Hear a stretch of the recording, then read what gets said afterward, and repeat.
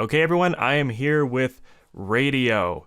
Radio is another online content creator. I learned about him through his collaboration with Zombie, only podcast ever. Now, sadly defunct, but for a while it was my favorite podcast there. He is someone I've wanted to speak to for a while. He also has a YouTube channel where he does smaller videos. He's been doing more of those lately. And he appears in various people's projects. Lately, a lot of Break the Rules streams. You can mention those if you'd like to. Radio, anything you want people to know about yourself before we start talking? Oh, nothing really. I'm very excited about this topic that you have picked out for us. So we're gonna fire into that. But just with my YouTube channel, you're best off finding me on Twitter at DarumaRadio. Maybe Green, if you want to put a little link to that in the description, and then you can find my YouTube channel through there. There will be a series of links in the description. So yeah, I've been changing my channel name a bunch, so now, and I didn't realize this, but it's made it hard to search for me in the algorithm, so that's the way it is right now, if you want to find my shit. All right. Shall we fire into it?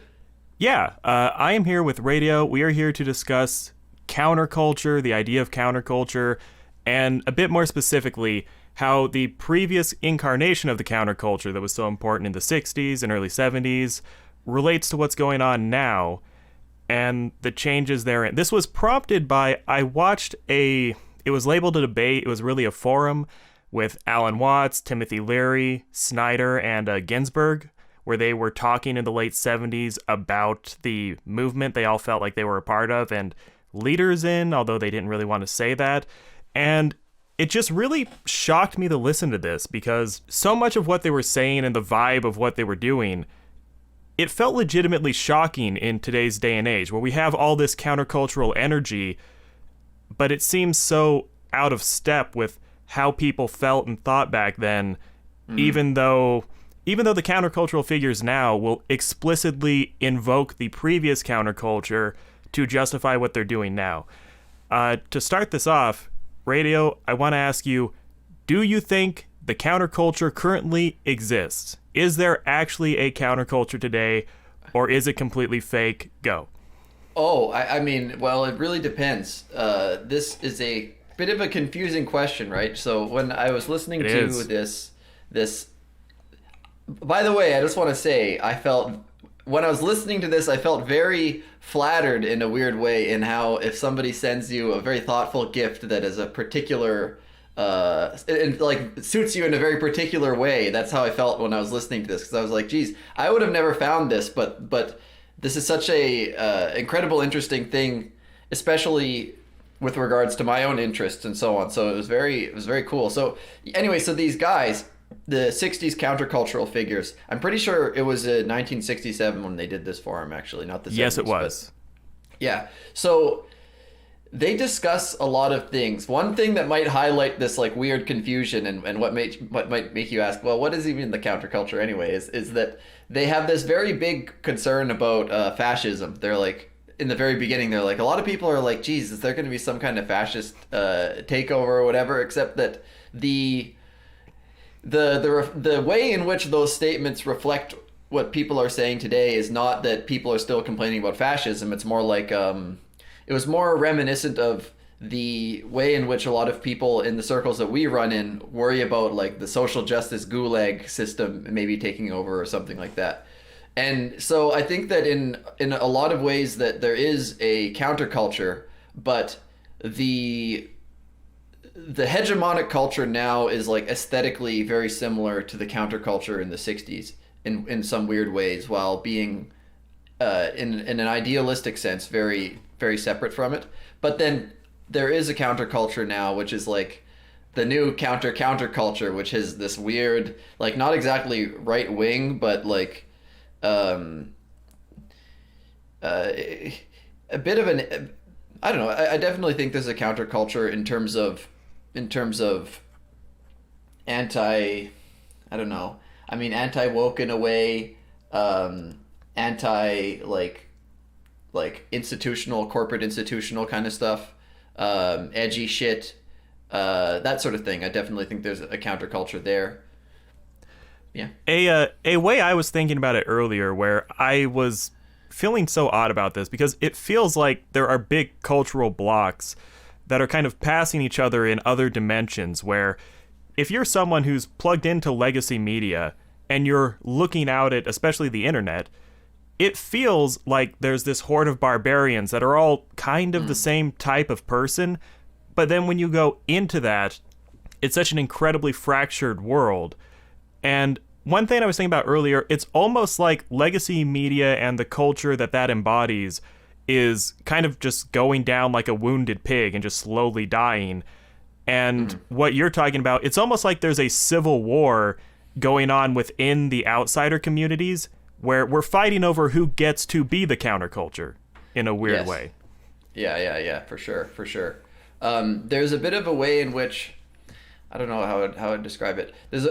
I wouldn't exactly say there's a war over it, but what there is a certain bit of an argument. People get it. It's kind of funny. There's one of the things about any countercultural movement that exists right now. One of the things that they all have in common is like some different explanation of like what woke is and why it's a problem. So I don't know. It's kind of goofy because in some sense, the like woke philosophy and ideology is very very lame, and if you are too like distracted and caught up in it, then like the way that you think, even just as being a way of thinking counter to something lame, will probably be also lame in some weird way. But there's this fight over who's the real explainer, and you get like right-wing people on Twitter will get mad at like centrist liberals for not being hard enough, and there's like the argument about like when did wokeness actually happen? Was it when Tumblr started coming into the culture, or was it when the universities started picking the shit up back like way back when, or was this does it go all the way back to the Reformation if you're like some kind of crazy Catholic reactionary? So there is a bit of that fight going on, but I would kind of say yes to that last one in a really abstract way, but yeah. That's a conversation for later. Yeah, I don't know where I stand on that. I will say woke is uniquely American and America is uniquely Protestant. So that one is at least fair. Yeah, I do agree with that.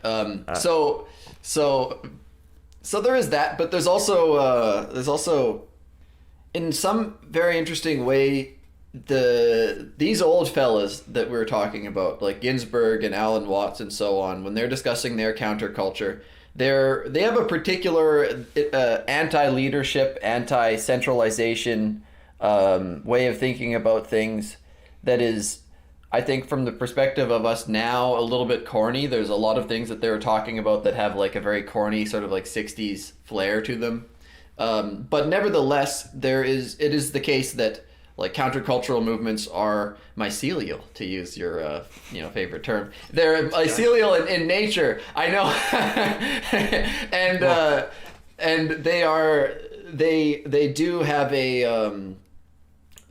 like an emergent quality to them. It's a lot of people in a lot of different places in the world, and a lot of different ways of thinking about things, who start to create different counter movements, and then they find weird things in common, and then they sort of start to encounter each other in the same places, because they're encountering like if you try to make something new, you're going to encounter the same essentially blocks within the current system that are going to stop you from doing what it is that you want to do. And so all the people from all over the place who have everybody's got some reason why they decided, all right, fuck, like enough is enough. I'm going to start to speak out against this thing, or I'm going to start trying to find like ways of rooting around this thing. And then they encounter the same sort of like little blockades, and they find each other in that way. But in terms of their origin and the reasons why and so on, there's an enormous amount of diversity. I want to get into that a little bit, because that's something that really strikes me about back then and now, where in that interview with those men, or that debate with those men, it was so often that someone would say something that you would think that anyone who didn't agree with that exact idea would view it as ridiculous, but everyone is on the same broad emotional wavelength, even though the specifics of what they're saying are so different. Yeah. Just for an example, there's a part where Snyder, who he was a poet and he founded a movement called Deep Ecology. I didn't really know much about him. He was a very charming guy in the argument, made me want to look into him more. He's very much an ecologist. At one point, he throws out this plan to condense like all of humanity into a few very small, hyper-developed cities and turn the rest of the planet into a giant buffalo reserve, more or less. And no one really says, yeah, we should do that or we should not do that, but they all kind of vibe with it, nod their heads. Yeah. Where you go the now and the tiniest differences in what should be done, even though it seems like there's often broad agreement on what the problems are, results into this incredible fracturing. And that's one thing I wanted to ask you, in terms of this odd unity where back then all these eclectic streams of the movement could kind of congeal into one force, where even if they didn't say the same things, they all kind of understood each other instinctively. Where do you think that comes from, and where do you think, partially you said that comes from structural barriers, common experience, and hitting the same problems when they try to act. But do you think there's any deeper reasons? Instinctively, I want to turn to things like economics and things like that, but do you have any more thoughts on that real quick? I don't know. I'm continually struck when I listen to this and why it's so fascinating and why people should check this thing out. I'm continually struck by the similarities in the way things. I think that there's a lot of people actually who do have that same ability to just sort of like vibe around the same issues in a way that if you and I were to talk about the kinds of things that we're interested in, like we're going to find a lot of things like that also that would upset a kind of normie like liberal mom kind of character. And so we do have a lot of that, but we have our own areas of disagreement. Maybe these guys just don't like arguing because of the peace aspect of the time. I think one of the big inversions now, like obviously any countercultural movement is going to have a very like chaotic energy to it.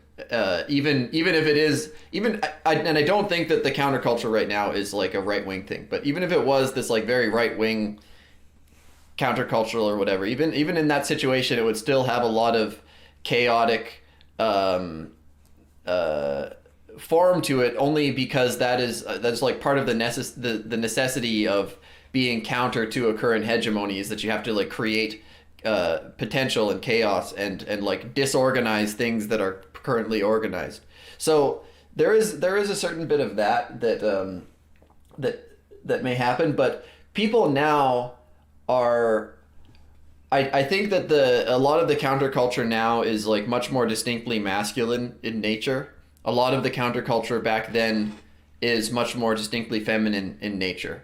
They were trying to overcome a Judeo-Christian moral system, which is very masculine because there's not a lot of just for the simplest thing, there's not a lot of female characters in the Bible who are important, except for Mary.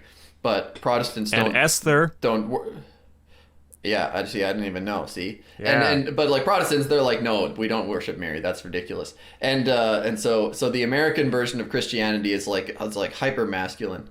They reject even like a lot of the use of imagery in their worship and art, and they have like sola scriptura in Protestantism, where it's like everything by the book, or like you must attempt your best to interpret the Bible literally, is this like very logocentric, very masculine form of thinking. And the counterculture people are like, we want to mix things up with like psychedelics and meditation and all this like direct experience and like aesthetic, and we want to have more sex rather than being chaste. And so there's all of that kind of stuff, but now I think we live in a world where we have a kind of like feminine tyranny.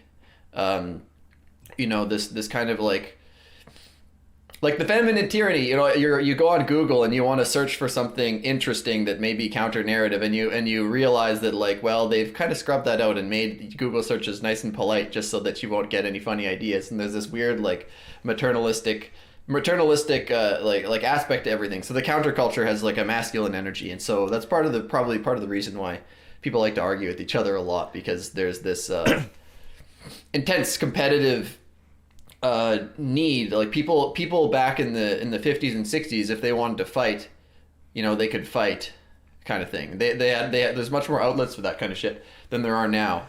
So I think that's a big part of it too. Yeah, there's a lot to what you just said there, where one thing about the 60s counterculture, it was almost purely a matter of disillusion.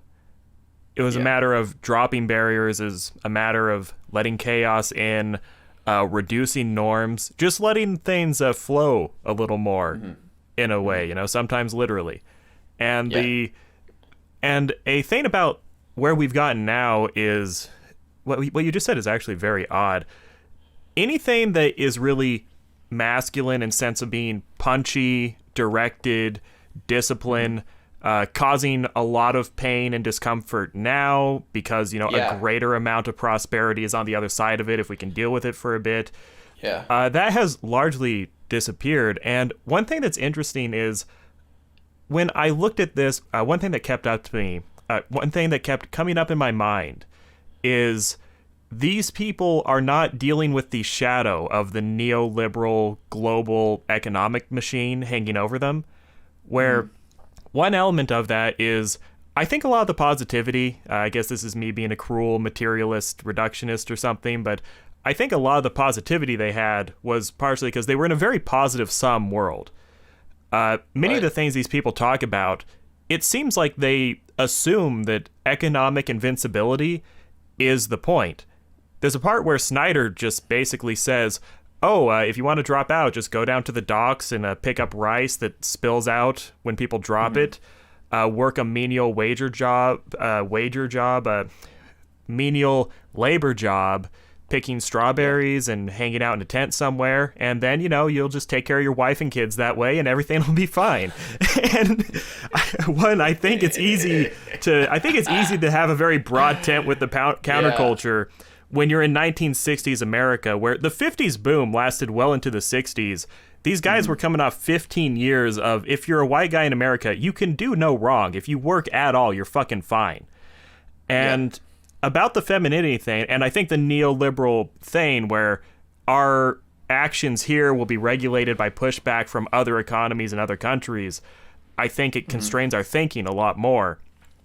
And a thing about neoliberalism that is kind of odd is you could actually call neoliberalism rule by equilibrium if you really wanted to.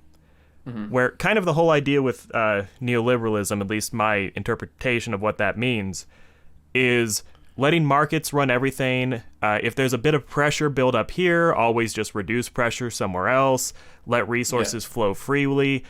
It kind of gets everyone into a state where any situation you're in has a set of constraints where there's little pressures acting upon you, and it's always in your best interest, at least in the near or medium future, to just kind of follow those incentives and go with where it's pushing you. And moment to moment, that works pretty well. But the problem is, at scale, it deranges into this big, tyrannical, monstrous machine that hates humanity. But there actually is something very feminine about the way neoliberalism incentivizes human behaviors once you get down to the concrete level. And that might actually be part of what you're saying right now. Well, can you expand on the specific, like, that specific way in which the neoliberal sort of thing is feminine? In terms of neoliberalism, kind of, whenever there's pressure in a system or there's a little inefficiency, it always kind of relaxes a boundary and just kind of lets things flow to where they're trying to flow. Oh, yeah, I know exactly what you're saying. I totally agree with that. Like a really, example, we got into this with the fascism thing. Like, if you're in America, it's like if you're looking at wages and maybe immigrants coming up from Mexico or something, like a harsh and kind of mean thing, but something you could do is you could have like a really cultural, hierarchical border-based stance and go, no, that no one's fucking coming in, fuck you. Yeah. And while that causes short-term losses, that does cause you can control the flow of resources in a more punchy, directed way. And I'd say a more feminine answer would be, no, relax the borders. If people want to do this job, just let them flow over and do the job. And I think neoliberalism, I think we're in an economic structure right now where it's always flow and punchy, focused behavior it really never happens. Yeah, and another thing about that, not that I'm super into economics or anything like that, but oh, neither am I. I just talk. The idea that how would I put this? That, like, if you want to talk about a masculine form of discipline or a feminine form of like parenting strategy, essentially, like the tendencies that these kinds of different parents in an archetypal sense will have. The masculine parent wants to inflict short-term pain in order to create, in order to like strengthen and create long-term success, and the feminine wants to protect from short-term pain in order that like present peace can be had, except that in the long term that can have problems. So I think that you could say that, and the very fascinating thing about the way the economic system works, especially now we've been seeing it for the last many years, is whenever a crash happens, the federal, in the States, the Federal Reserve comes in and bails all the banks out, or bails whoever the neoliberals, their babies are their banks and their like large corporations. So they have to bail them out and make sure that everything is riding easy for them. But the problem with that is that when you bail something out, every time somebody makes a big mistake and get bailed out, they don't learn their lesson. And then so like you have this accumulation of like corrupt people who don't get fired, like shittily run systems that should have experienced like negative feedback but were saved from it. And over the long run, this is like, if you read Nassim Taleb, he talks about this kind of stuff all the time, but you have this long-term accumulation of fragility that is going to be really, really bad, but like the feminine system sort of doesn't want to inflict that on you.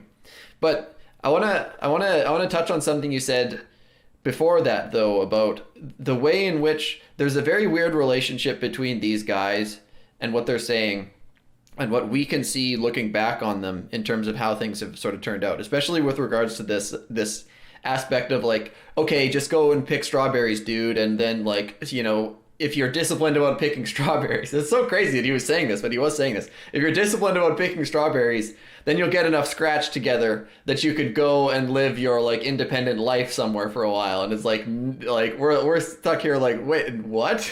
Are you crazy? And what's up? Oh, I think it's so funny because yeah, sorry, man, whatever. Because it's so fascinating because in like the main way that people see this stuff, they're like, the 60s counterculture won. All of the ideals of the 60s, you know, they made it. We have sexual liberation happened, and now we're stuck with it. You know, the civil rights movement happened, and now we believe in all of these aspects of racial equality. Like anything that a radical racial equality guy was saying in the 1960s is like, now you will be fired for not that you should disagree with them, but it's just like, the point is that it's become so obviously true now that you're gonna like fuck yourself up socially for disagreeing with the 1960s racial radical. And the gender equality stuff and blah, blah, blah. All these like aspects of cultural victory, their musical and aesthetics, like their favorite books are still popular now. It seems like on so many levels they have this incredible cultural victory, except for the one piece of idealism, which was this idea that like they're talking about like they want to dissolve the state. They're like, you got to drop out and we're going to dissolve the state, man. And like you can get away from whatever. And they want to challenge capitalism, and they want to challenge the weird like military hegemony, and they want to like that's like it almost feels like that's like the real thing that they want to go after. But that's the one thing with all the victories they had, the one thing that is way stronger now than ever. Like you can't, it's like the degree to which the state or the economic system has managed to, over the years, encompass more and more and more aspects of reality is, it would be very interesting to have one of those guys come and show up now and say like, hey man, take a look at this. You know?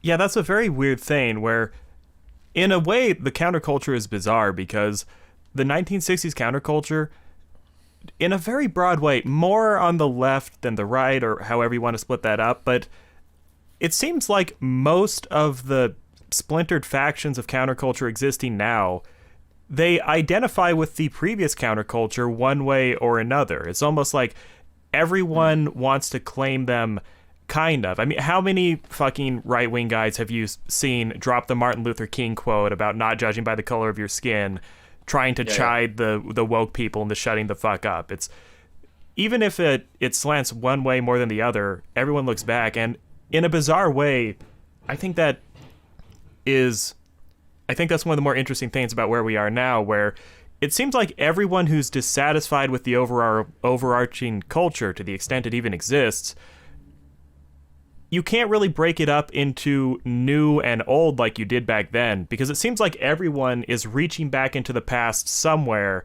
trying to grab something and keep going. This will be actually a really interesting thing to say. Like, Radio, if I said the sentence, not saying I have an answer right now, but if I said the sentence, Jordan Peterson is a countercultural figure, there are a few things less likely to get broad consensus than that. But what would your visceral response to that be? Well, of course he is. Okay. And almost everything he says is about like reaching back.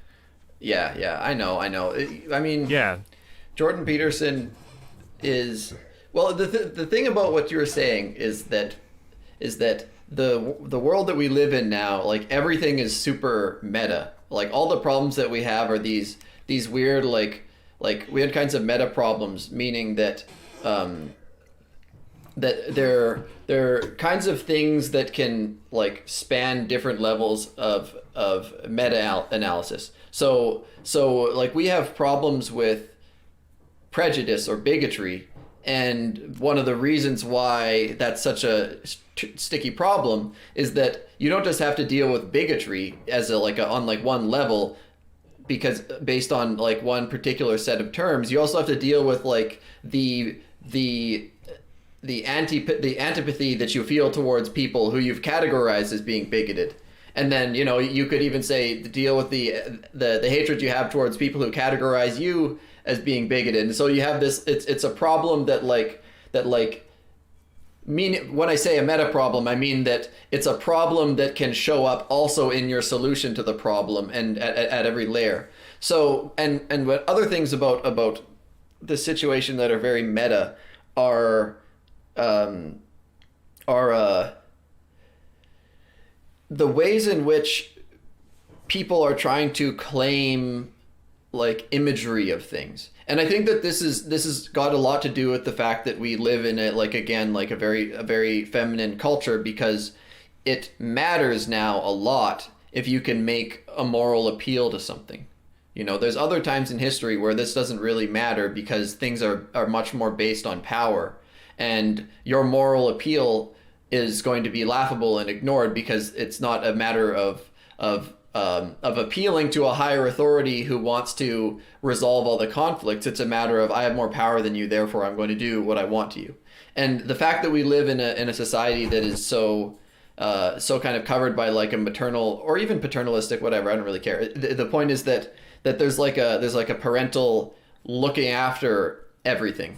So you can make these appeals to things. And so you can get a lot of power by being like, I'm the countercultural guy. And then there's like some hypothetical watcher somewhere who's going to be like, aha, they're the people who are like the guys from the 60s. So because of that, all the truly hegemonic things that exist right now are making extremely aggressive claims for being countercultural, right? So like, you know, you've seen those, I used to live in Toronto, and during Pride Month, you know, Pride is supposedly this like countercultural event about relieving. It's like about being super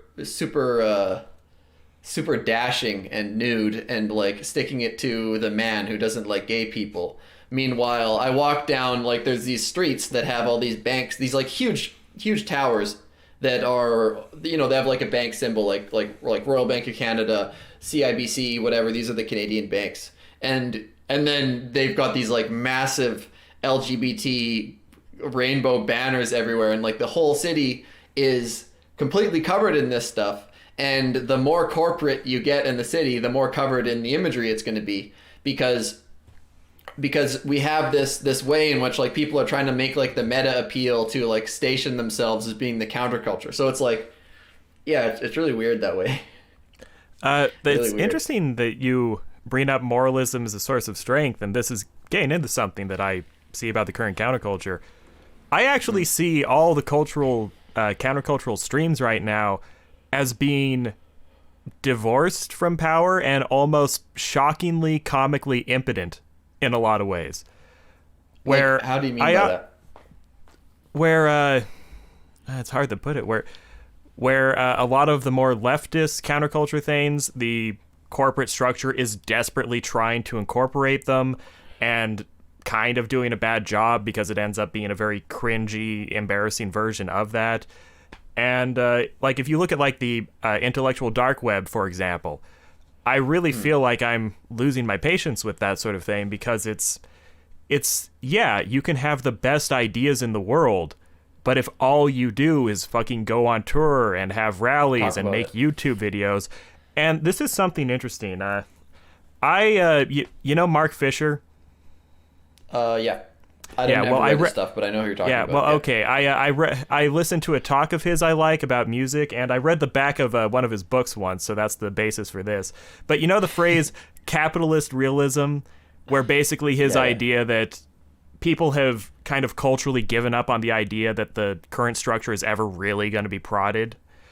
I almost see a lot of the countercultural stuff that or at least the pretenses of it we see right now. It's almost like people have internalized the idea that they really are impotent on a deep political level. And so what they do is they don't think about this consciously because they don't want to, but they make peace with the fact that they're incapable of really disrupting the power systems in a like true power way. And they consign themselves to really aggressive fighting over status and cultural posturing with each other. Because if the power hierarchy is locked in a way that you have no hope of really breaking it up, what you really do is you fight culturally to be the most treasured faction of the hierarchy. And I think that's kind of what we're seeing. I totally agree with you. Well, thanks for agreeing with me. Okay, podcast is over. Thank you very much, radio. Right. Yeah, no, and that's no. Like, I got something to say about this. And before, okay, radio. No, sorry. You go. Okay. Sorry, I don't know. So I agree with that. I think this is the thing. I've been thinking about this for the last few days that makes me very annoyed with almost everything that's been happening in the last 4 years with like the main lines, the most popular lines of the countercultures that we're talking about in our time is like, think about like a very basic premise that basically everybody agrees on is the importance of free speech. And the obvious fact that is like, not what that is, but keep going. What? That is not a mainstream idea or a universal, but keep going. No, a mainstream idea within the countercultural movements that you and I sympathize with. Okay, I'll give you that. That's what I meant. What do you, yeah, I know. I'm talking about the fact that like freedom of speech is obviously getting dusted, and you know, you have all these people who are complaining about it. Like, there was a decent several years where the main thing was just like people arguing about the fact that their free speech on various online platforms and so on, and at universities and so on and so forth, was like not happening, and they were really mad about it. And fine, like I agree that it's really important, and I agree that it's being taken away and people should know and blah blah blah blah blah. But there's a very big problem with focusing on this. There's a very big fundamental problem with focusing on this, is that freedom of speech is in the United States, it's a constitutional thing that is like written into the Constitution, whatever. In Canada, we have something similar, although we don't take it as seriously because we have these weird like human rights courts where they like sued some comedian $35,000 for making fun of some lesbians at a show. I remember that. Weird stuff yeah. like that. Yeah, weird shit like that. But the problem with all these, the problem with being really excited about freedom of speech or any other freedom that you supposedly have within the system is that it's the idea implicit, the fundamental idea implicit in that is that freedom is something that you receive as a gift, essentially, or an offering, something that you are given by an institution.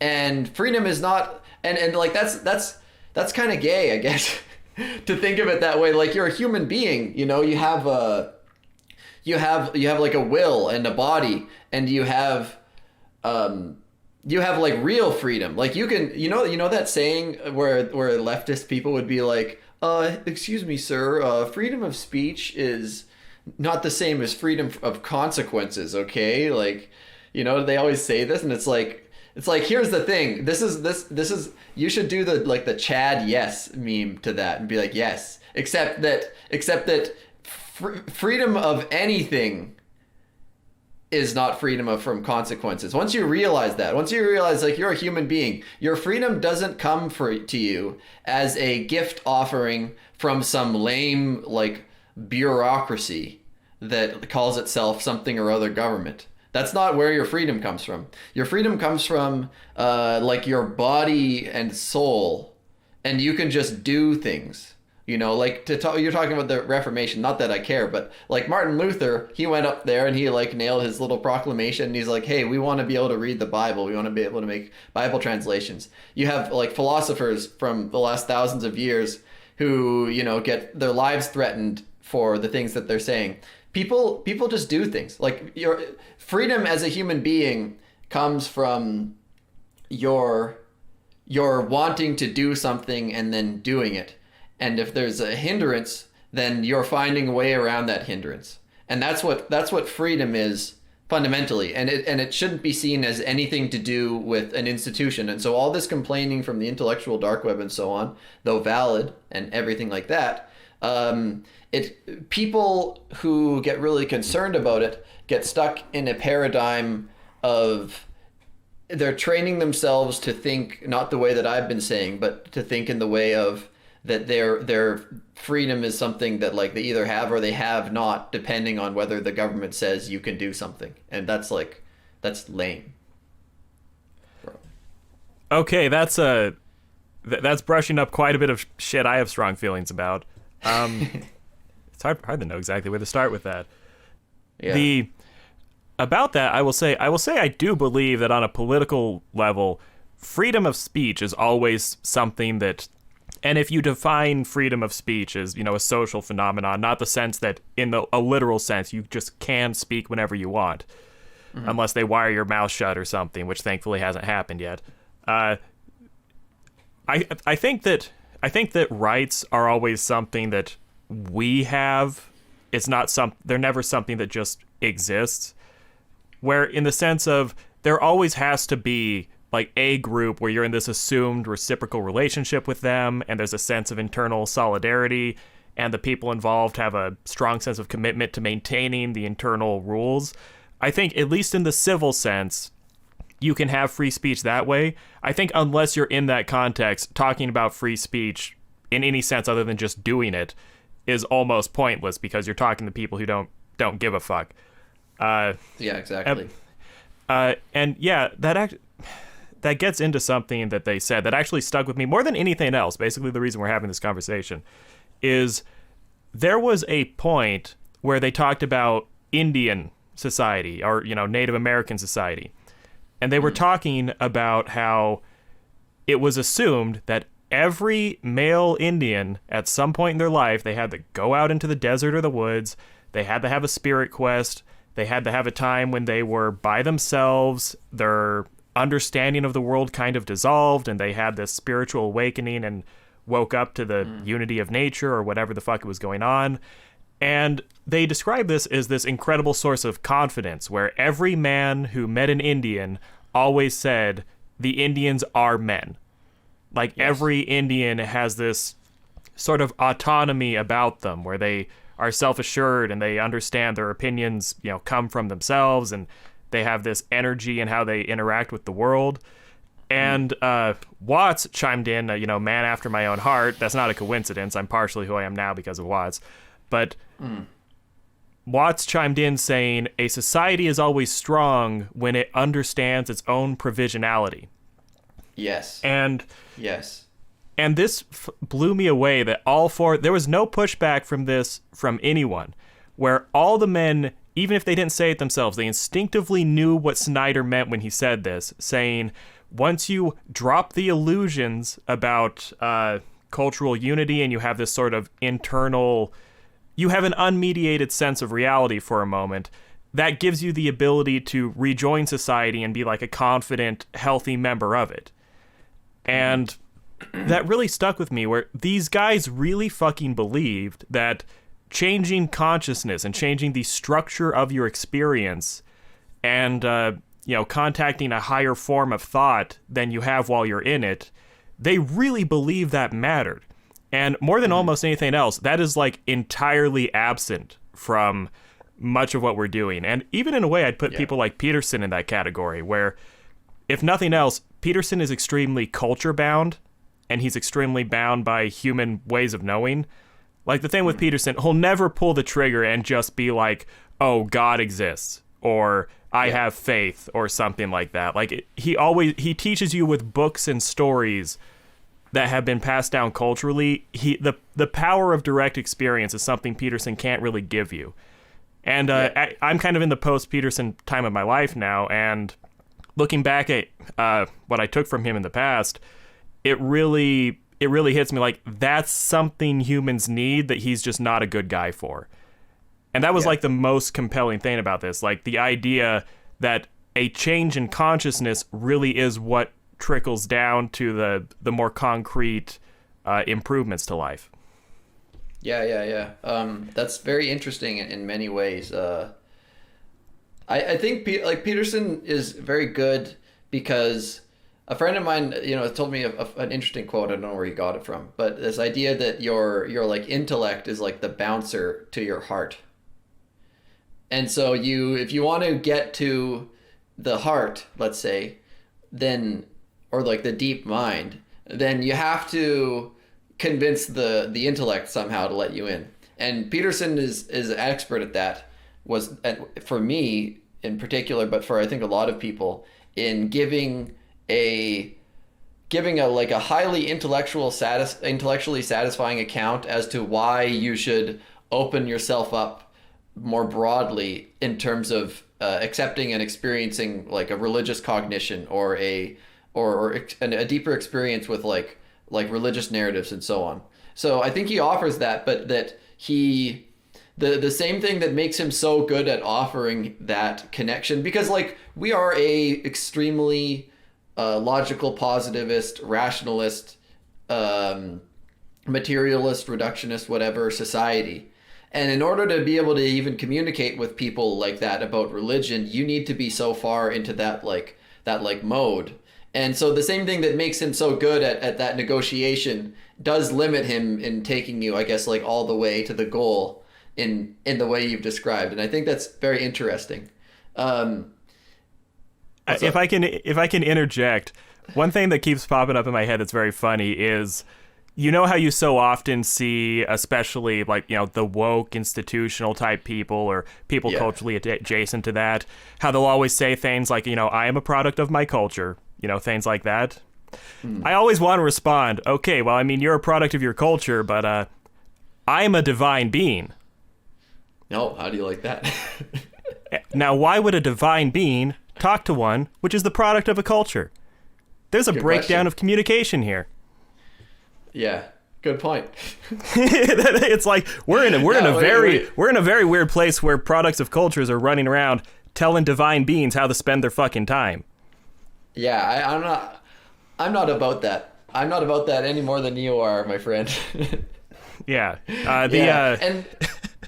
The other thing that you said, and this is kind of the same thing that I said already, but it's worth making the connection that the idea of having like a vision quest, or Alan Watts in his book The Way of Zen, which I think is an amazing book, he talks about how there's a progression of life in Chinese society, probably not anymore, but there was a progression of life in Chinese society where you would get into Confucianism, which is in many ways a lot like, I don't really read it, but I get this, from what I've read, it's like in some sense, it's like a Chinese version of like secular humanism almost. It's their philosophy that's very much like that. It's about like cultural order.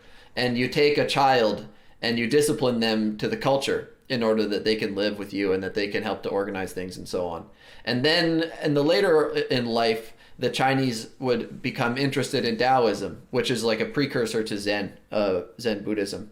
And they become interested in Taoism, which is very much about like this, the recognition of the provisionality of culture and the moving into much more pure experience of like yourself and virtue, and seeing this like weird like numinous quality behind everything they call the Tao. And so there's an interesting path of like ordering and structuring your personality with illusions that are like a foundation for a culture, and then moving past that and seeing just like a pure vitalist picture of humanity and life. And then you're like, well, I follow these rules in some sense, but I only follow them because I don't care about them, and they're just sort of there. And that's what's missing from a lot of the very politically minded people who are attempting at counterculture right now, is this fundamental seeing, like you can't, it's like how can you reshape a culture if you don't have that insight into its provisionality,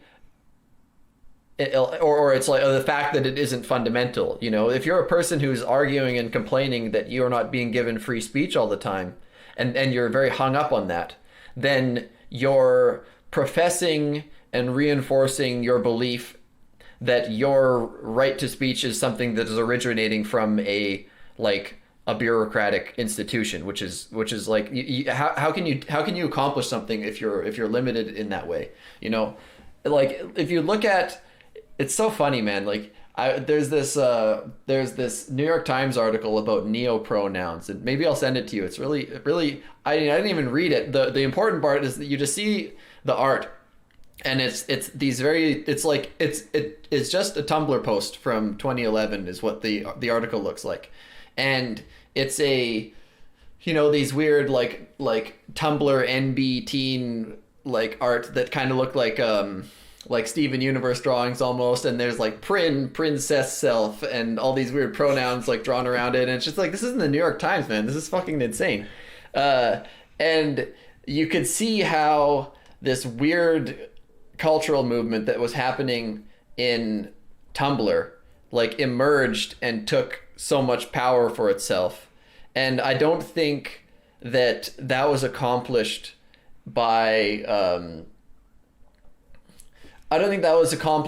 people who were like viewing the culture that they were trying to enter into as being as fundamental and foundational in some sense. It was I don't know exactly. It's like the people who are being accused of institutional entryship starting from like back in like the mid 20th century, they weren't saying exactly what was on their mind. And so, you know, if you encounter a society wherein there are rules that govern what you can and cannot say, then just take what you want to say and find another way of saying it, you know? Like maybe it's not that hard. Maybe it is, but I have this feeling. Okay, I got a little lost there. Sorry. Maybe sometimes I ramble a little bit, but I wasn't entirely sure where you ended up there. You were talking about neopronouns, and I think people entering institutions. I'm talking about the fact that a lot of people have taken a lot of really crazy ideas and turned them into the norm, right? And those people who took those crazy ideas and turned them into the norm didn't do that by playing by the rules exactly. And like they had to find ways of saying things that they wanted to say that strategically worked around the rules that existed at the time as to what you could and couldn't say or something like that. And so the point is that when you see that, especially when you see the success that's come of it in the recent years, you have to understand that like when you accept the limitations on what you can say, in some sense as just being part of the culture, but also not seeing them as fundamental, then you achieve a different kind of freedom where you're sort of like dynamically working around something that you know exists, but that you don't see as fundamental. I'm not sure if that's a good way of putting it. I think we're characterizing the behavior of people who will use ideas, and I don't even want to fucking say it, but use like postmodern thinking to kind of coordinate with each other in a very cynical way, or at least one that appears cynical from the outside. Are we kind of saying they've partially penetrated into the truth, and rather than like really getting into it, they're using that to engage in negative behaviors? What I'm saying is that they are. What I'm saying is that they're more creative with their methods, I guess. Maybe I'm not. Maybe I haven't been thinking about this idea for long enough, so it's not coming together all the way. But what I'm trying to say is that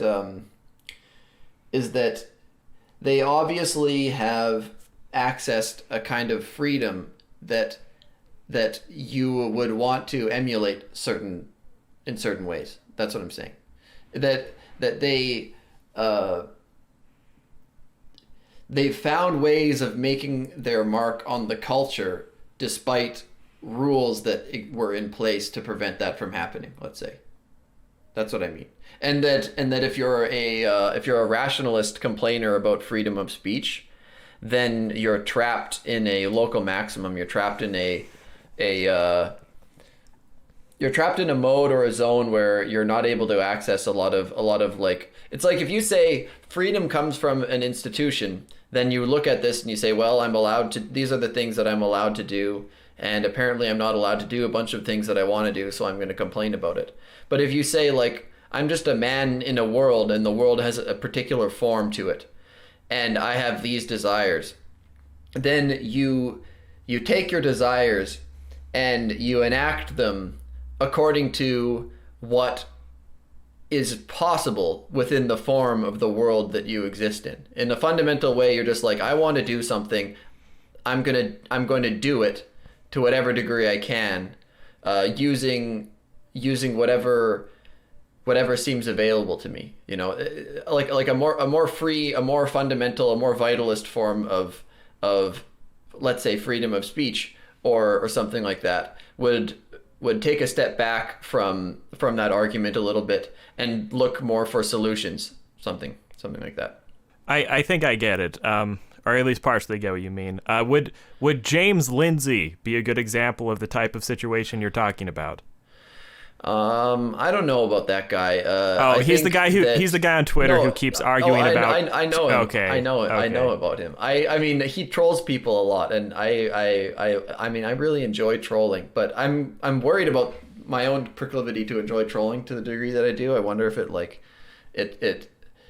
it's I'm not sure. I'm not sure if you're better off trolling and antagonizing people, or if you're better off finding ways of talking about the stuff that you want to talk about with the people that you want to talk about it with in a way that they just don't even see you anymore because you're not even on their radar. So I can't tell if like being antagonistic is the way to go, or if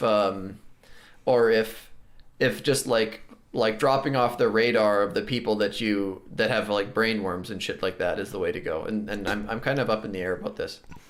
About that, I would say the absolute worst thing to do would be try to argue with them in good faith or take them seriously. Yeah. Where I think this is kind of the thing. A lot of the wokesters, stuff like that, I really think that whether or not they're conscious of it at the moment, they're completely cynical in how they use language and stuff. Like the people who say 2 + 2 = 5, they don't actually believe 2 + 2 = 5. They're fucking dicks. No. I've done a reverse Hanlon thing where instead of Hanlon's razor, what can be attributed to malice will be attributed to stupidity or something like that. Yeah. I do this reverse Hanlon thing where, like, fuck these people. I'm going to just assume they're the most cynical people in the fucking world, and I don't care if I'm wrong. Yeah, I fucking had it with them. Fuck them. The point is, like, whether they're full of malice. Maybe they are, and then you just assume that. And if they're stupid, then they're stupidly employing modes of conversation that make, like, dialogue impossible. So either way, you don't want to deal with these people unless it's some kind of sport for you or something like that. Well, if you remember when I said, you know how I said things like freedom of speech is something we have, it's something that's internally protected within a group. I think this is a failure of people to recognize people who really don't see themselves as part of your group are slowly warming through it because they're really good at cynically exploiting the norms that you try to maintain internally. I completely see this. This is a completely new tribe that is worming its way into power and trying to overtake an existing one. There's no good faith to be had here. I don't think we're not derailing, but I think we're. I do feel like we're going off a little bit. We're drifting a bit. We're getting into the like the woke, anti-woke, whatever stuff. Yeah, well, this could be a conversation for another day, and I might end up trimming this a bit as well, depending.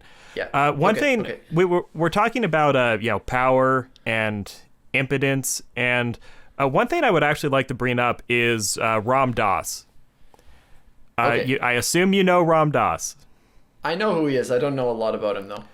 Ram Dass is, Timothy Leary, who was in the in the thing. In this thing, there was Timothy Leary, and in this video we watched, Timothy Leary was the craziest fucking guy. I don't know what I would have expected, but I had not heard him speak very much. It amazed me that this person was functional enough at one point to be a professor at Harvard. Where a big part of the 60s counterculture is in the early 60s, late 50s, Harvard got into research about psychedelics.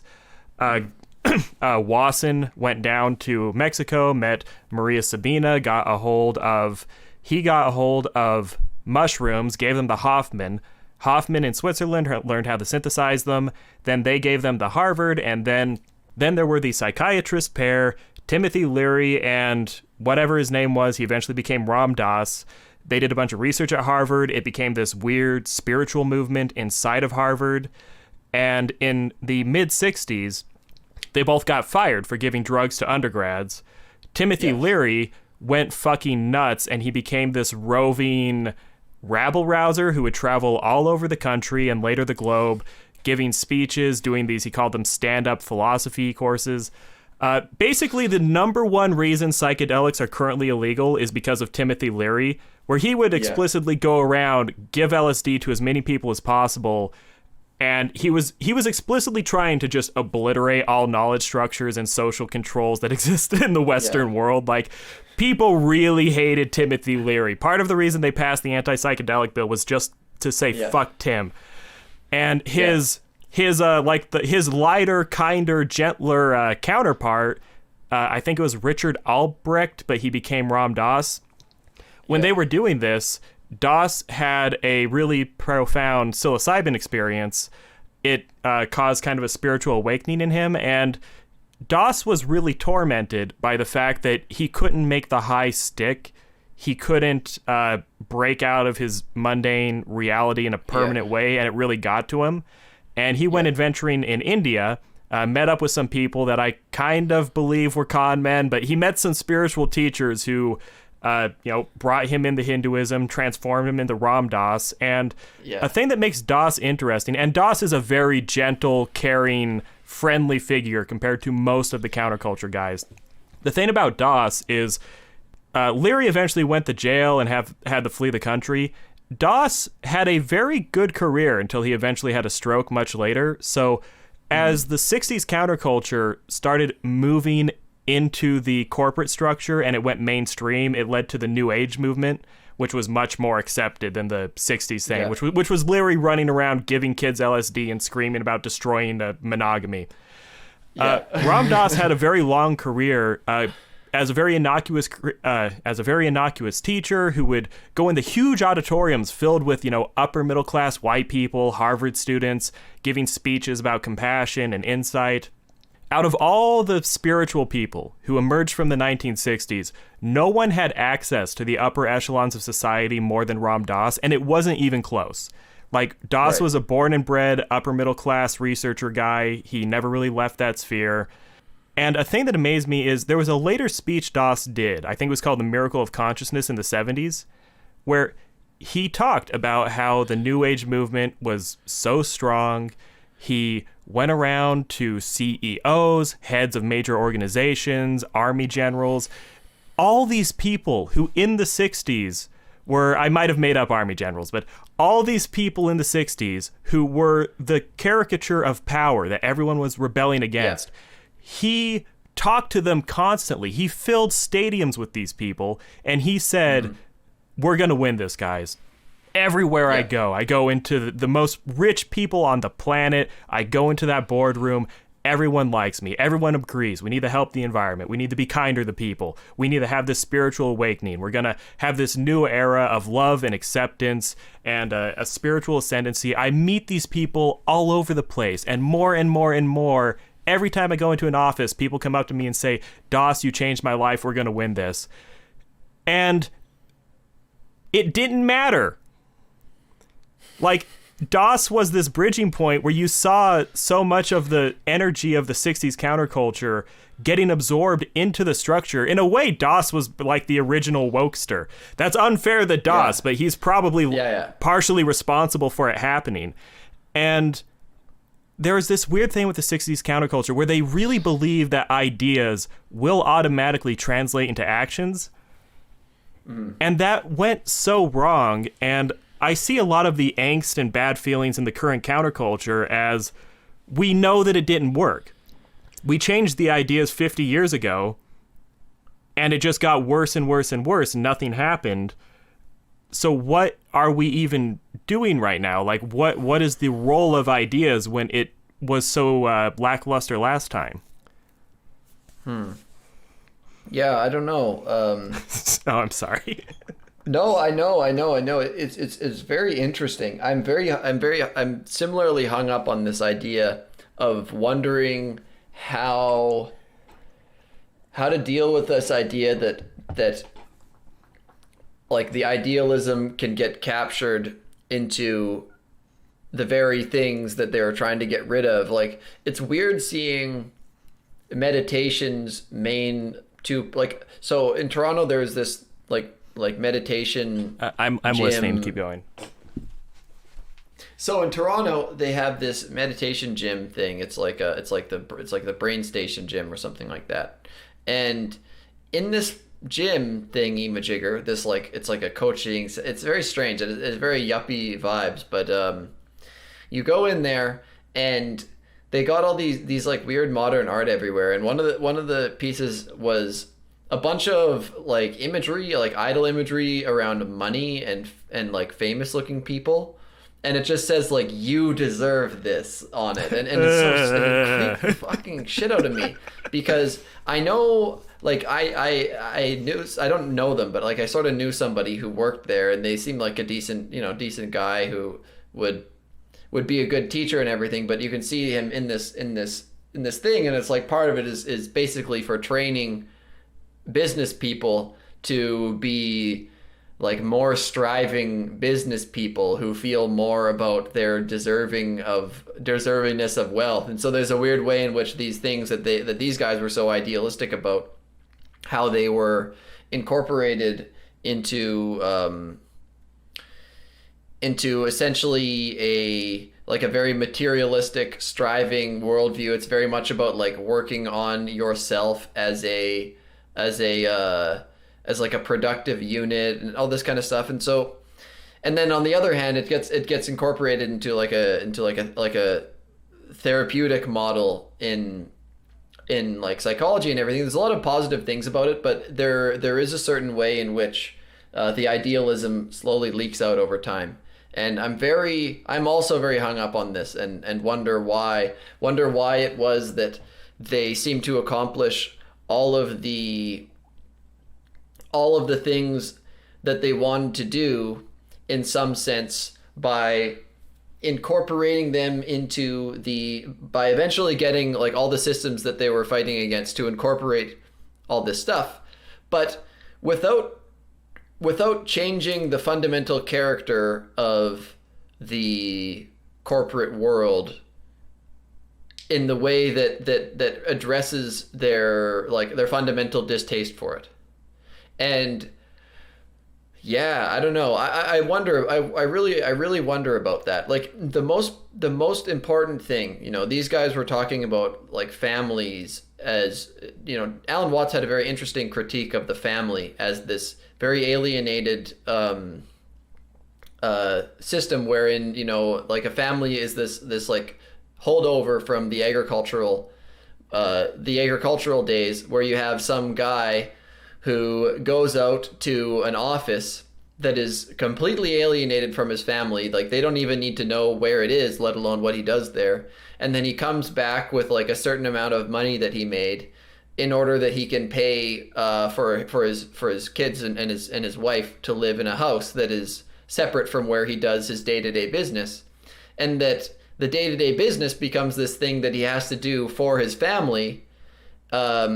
So he's no longer living a life that is very genuine, because everything that he's not really into anything that he's doing. Whereas, you know, if he was into what he's doing in a different form of life, then his kids would be there with him and they'd be into it too, because they'd develop some kind of mutual interest in what their parents are doing, whether it's agriculture or whether it's you know, like maybe he's like a medieval blacksmith or something like that, and so his kids are helping him around with his business, and that's how they become involved in what he's doing. So then he's no longer doing this stuff for the kids, he's doing this stuff because that's what he does and the kids are interested in, and then you have this like more involved thing. And that's just a small section of a criticism of the way that like our large economic system alienates us. And it's interesting how those most fundamental things, those the degree to which people are being atomized and alienated is so much worse than it was back in his era even. And I don't know, man, it really fucks me up. I will say one aspect of that really stuck with me was he said parents today constantly have the idea in their head, I'm doing this for the children. Yeah. And that's something I've really been thinking about lately, where the more conscious you are of an idea, that generally means the less well it's working. Where if you have to always be thinking about an idea, it probably means it works like 70% of the way, and you're like trying to keep it on the rails because it's better than nothing. And Watts had this idea of, you know, a parental relationship it's arranged in a way where things just work naturally. You don't have to force it. You don't have to be forcing this idea of this is how it should be. It's just we're arranged that our natural behaviors just kind of lead us in the right direction. And a lot of them were talking about that. About the money gym thing, I want to say, I feel like you might appreciate this. The idea of trying to acquire wealth is fine to me. The idea I deserve wealth is like the creepiest thing in the fucking world. Yeah. Yeah, I agree. And that's something. It's very much this kind of like self-hypnosis, like power of mind shit, where you like try to convince yourself of things that aren't really real. It's like, I am a Chad. Okay, like good. Now I'm confident. It's. I am a podcaster. I am a podcaster. Is it? Yeah. Uh-oh. Yeah, I don't know. There is something interesting though. There's a very weird, interesting through line when you notice, like, and one of the most distinct differences between the counterculture that these guys were describing and the countercultures that are emerging now, I think, is actually relates very strongly to the fact that these particular things failed and the degree to which they failed. So one of the big things that they're talking about in this interview is how in the 60s the counterculture people were trying to create these communes, and in these communes often would be like so completely off the grid, like you'd just go out into the wilderness with a bunch of people and like build a bunch of homes and then try to have as little contact with and dependence on the outside society as possible. But people don't really do that, aren't as interested in that anymore. And part of the reason is that the ability to extract yourself from all of the systems that are surrounding you, it doesn't feel like as optimistic of a possibility. That's part of it. So people do care more about politics and stuff like that because they have this kind of like politics is eventually going to come for me sort of attitude. Part of it is like addiction and so on, addiction to gossip essentially, but part of it I think is this other thing. And then on top of that, because of the internet, people are very interested in having a rapid feedback loop between themselves, their community, and the culture outside of them. So people really want to like do something that affects shit around them. So people want to build a counterculture and then they want to like deploy it into the current culture to upend it. And they want to get in there. They want to like modify the institution somehow or another, or they want to create their own institutions. It's very much, there's very much more of a way in which like for these guys, the fundamental substrate is like the natural world, and they're trying to reconnect with and remaster the natural world. But for people in our era, the culture sees the fundamental substrate as like, I think like human consciousness, and it's like and in the way that it's like networked across the internet, and people feel like people in the online counterculture view the like the substrate of the online and like the collective unconscious of the online as being this like layer that they want to be able to entrench themselves in their new countercultural ways. And I find that to be pretty interesting. I think that's a big frisson point, because I feel like you're not going to argue with me here that the structural information changes that the internet put on us is probably one of the strongest variables here. And oh yeah, it'd be hard to find a human who would disagree with that, actually. And if you did, it'd probably be someone who doesn't have the internet. Yeah. I brought up Marshall McLuhan before we started this. The medium is the message. His idea that the way information flows is more important than the information itself. One thing, I have two ideas about this I want to bring up. One thing is that this is partially an idea from Don Jolly, which I don't know if you even know who Don Jolly is. I know who he is. I've never met him or anything. Well, neither have I, oddly enough. I just kind of am adjacent to him socially. Yeah. Don covered the whole arc of the election when it was going up through the primaries. And Don's entire angle, and at least a big part of his angle, is that the whole Trump phenomenon, really what you're seeing is two information systems fighting each other, where there's the internet people and the legacy media people. They kind of occupy entirely different realities because they're mediated by different structures, and nothing's really going to happen until one defeats the other. And an interesting thing to the extent there's a mainstream culture, I mean, to the extent that exists, it really is just people plugged into legacy media still, which is not the fast, dynamic part of the North American population. And I think part of our issue now is there's kind of a cultural derangement where people are seeing each other through filters that are not being reciprocated, so we don't even have this. Where in the 60s, there actually was kind of a group, and I think the information structure funneled people into a group because it was being covered on TV. TV favors binary opposition with these big blocks of people, so having everyone who doesn't like the current status quo get filtered into one tribe, that was almost a natural way just from how information flowed, because you would get lumped in with these people regardless. And on the internet, we're very used to this fractured, diffuse thing where there's all these little communities, And so the mainstream media looking at us, it's like they see us as a counterculture, but I think they see the barbarian thing. They see this wave of barbarians not being subtle enough to see all the different tribes, and that they don't really like each other that much. And one thing this was a really interesting thing in my life.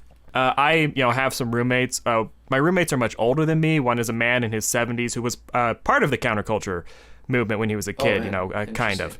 And they don't understand my politics at all. I barely understand my own politics at this point. They know I don't like Democrats or Hillary Clinton. And he started teasing me as the election was coming up, being like, "Oh, your Proud Boys did something again." It's like, "Oh, you and those Proud Boys, hey, your Proud Boys threw a brick through a window." And the thing is, I barely know who the Proud Boys are. To me, they're just one irrelevant faction on the other side of the internet.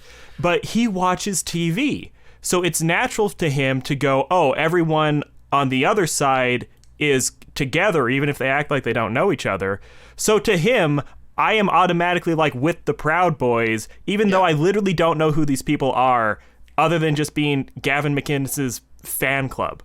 Yeah. So I have similar experiences, man. I bet you people like us all have experiences like this. But I got a friend, like, used to be really close with, and he's very successful now, and he's in the corporate suite sort of thing, and he'll be, and like, he's like, we're talking, he's like, the right doesn't have any good comedy, like, what's going on with that? And I'm like, I don't know, whatever. So like, I sent him like Sam Hyde's 2070 paradigm shift video. I just watched that yesterday. Yeah, and like this guy, to give you some perspective, like, he's like introduced me to South Park and stuff like that, and all this edgy shit when I was really young.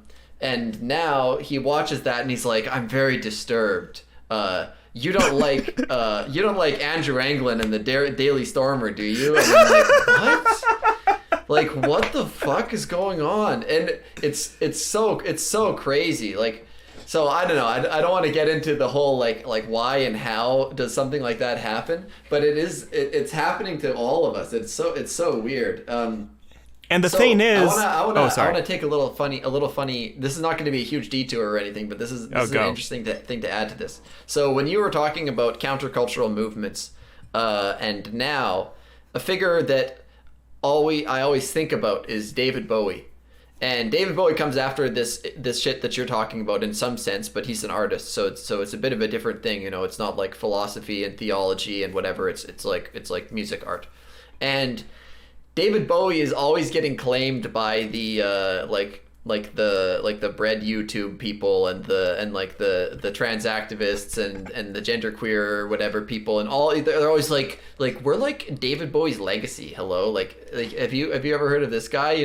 When people complain about like gender bending being cringe or like unsexy, they're like, excuse me, like David Bowie's sexy, like, hello? And like, he probably used they them pronouns, but he just didn't know about them yet and all this shit. But David Bowie's a very funny guy. There's a lot of very interesting things you can say about him. He was a big fan of Camille Paglia. Apparently he like phoned her up one time, and he considered her book Sexual Personae to be one of his favorite books of all time, which of course is like a very based thing and not a very cringe thing, as we would say. But by the way, you hear these guys talking. One of the funniest things that Alan Watts said, he says, well, supposing this conversation we're having were very turned on and far out. And it just like uses this like weird hippie lingo, and I'm like, man, that's so fucking strange. I wonder if we're gonna sound like that in 60 years when we say based or something. Yeah, like that. Based, cringe, sus. They're so timeless. I know. But I know exactly.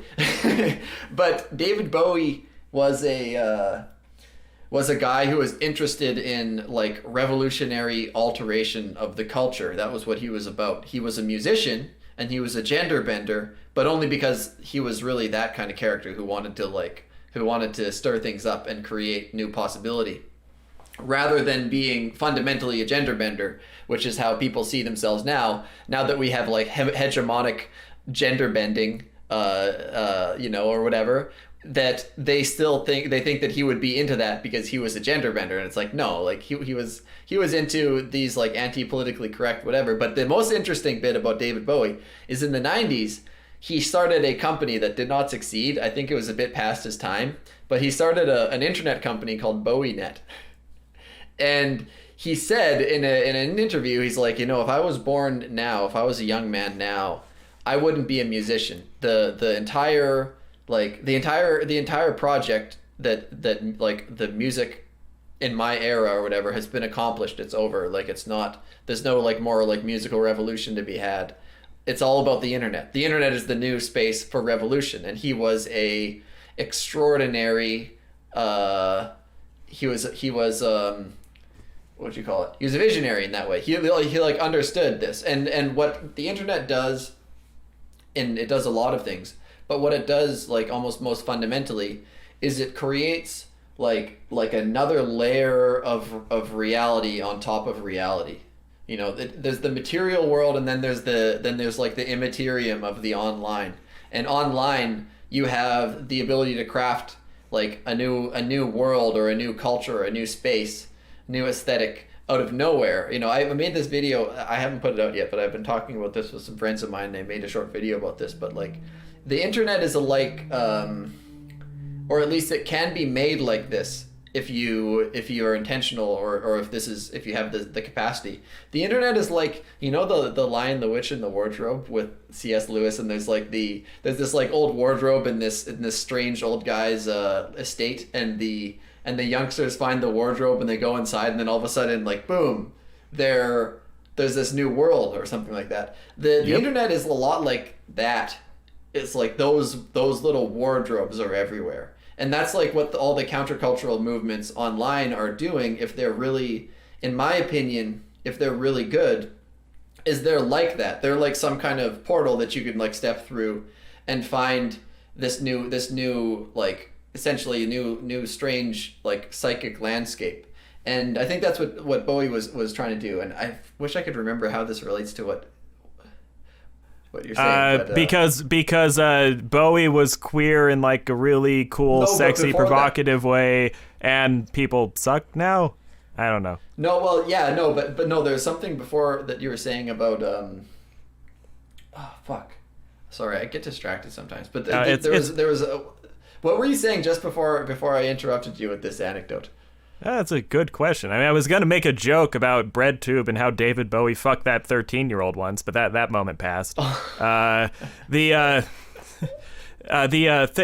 know, we'll move on. A thing about that's interesting is one dimension of, I guess not politics, but more... Oh, sorry. Now I remember. Sorry, I don't want to be a dick, but this is about the Don Jolly thing and about the online.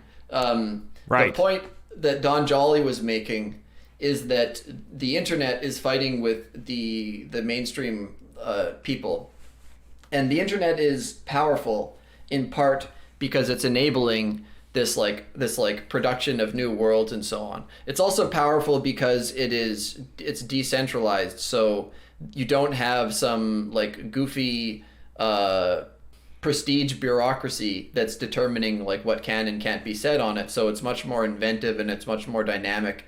And it's got a like an insight power that's going to basically poke holes in any lie that gets produced by mainstream outlets. So that's like that's an interesting tie-in to understand that like these countercultural. David Bowie is kind of like a tie-in from like the old counterculture to present counterculture with his insight about how like the new revolutionary. He was like what we're talking about implicitly in this entire podcast is the idea that the online is in some sense like a countercultural, like a force of countercultural potential in the same way that a lot of the spiritual, psychedelic, and musical and stuff activity back in the 60s and 50s was like a substrate for countercultural movements. And that David Bowie is this kind of like connection between that makes this explicit. This guy who was, high off his tits, doing like lots of LSD and cocaine and so on, and making all this interesting music and doing lots of like very mind-bending creative expression. He was also like a Jungian, so he was incorporating all this strange like collective unconscious Jungian imagery and so on. He was doing all this kind of shit that we were talking about, and then he gets older and he's like, well, actually, music is done.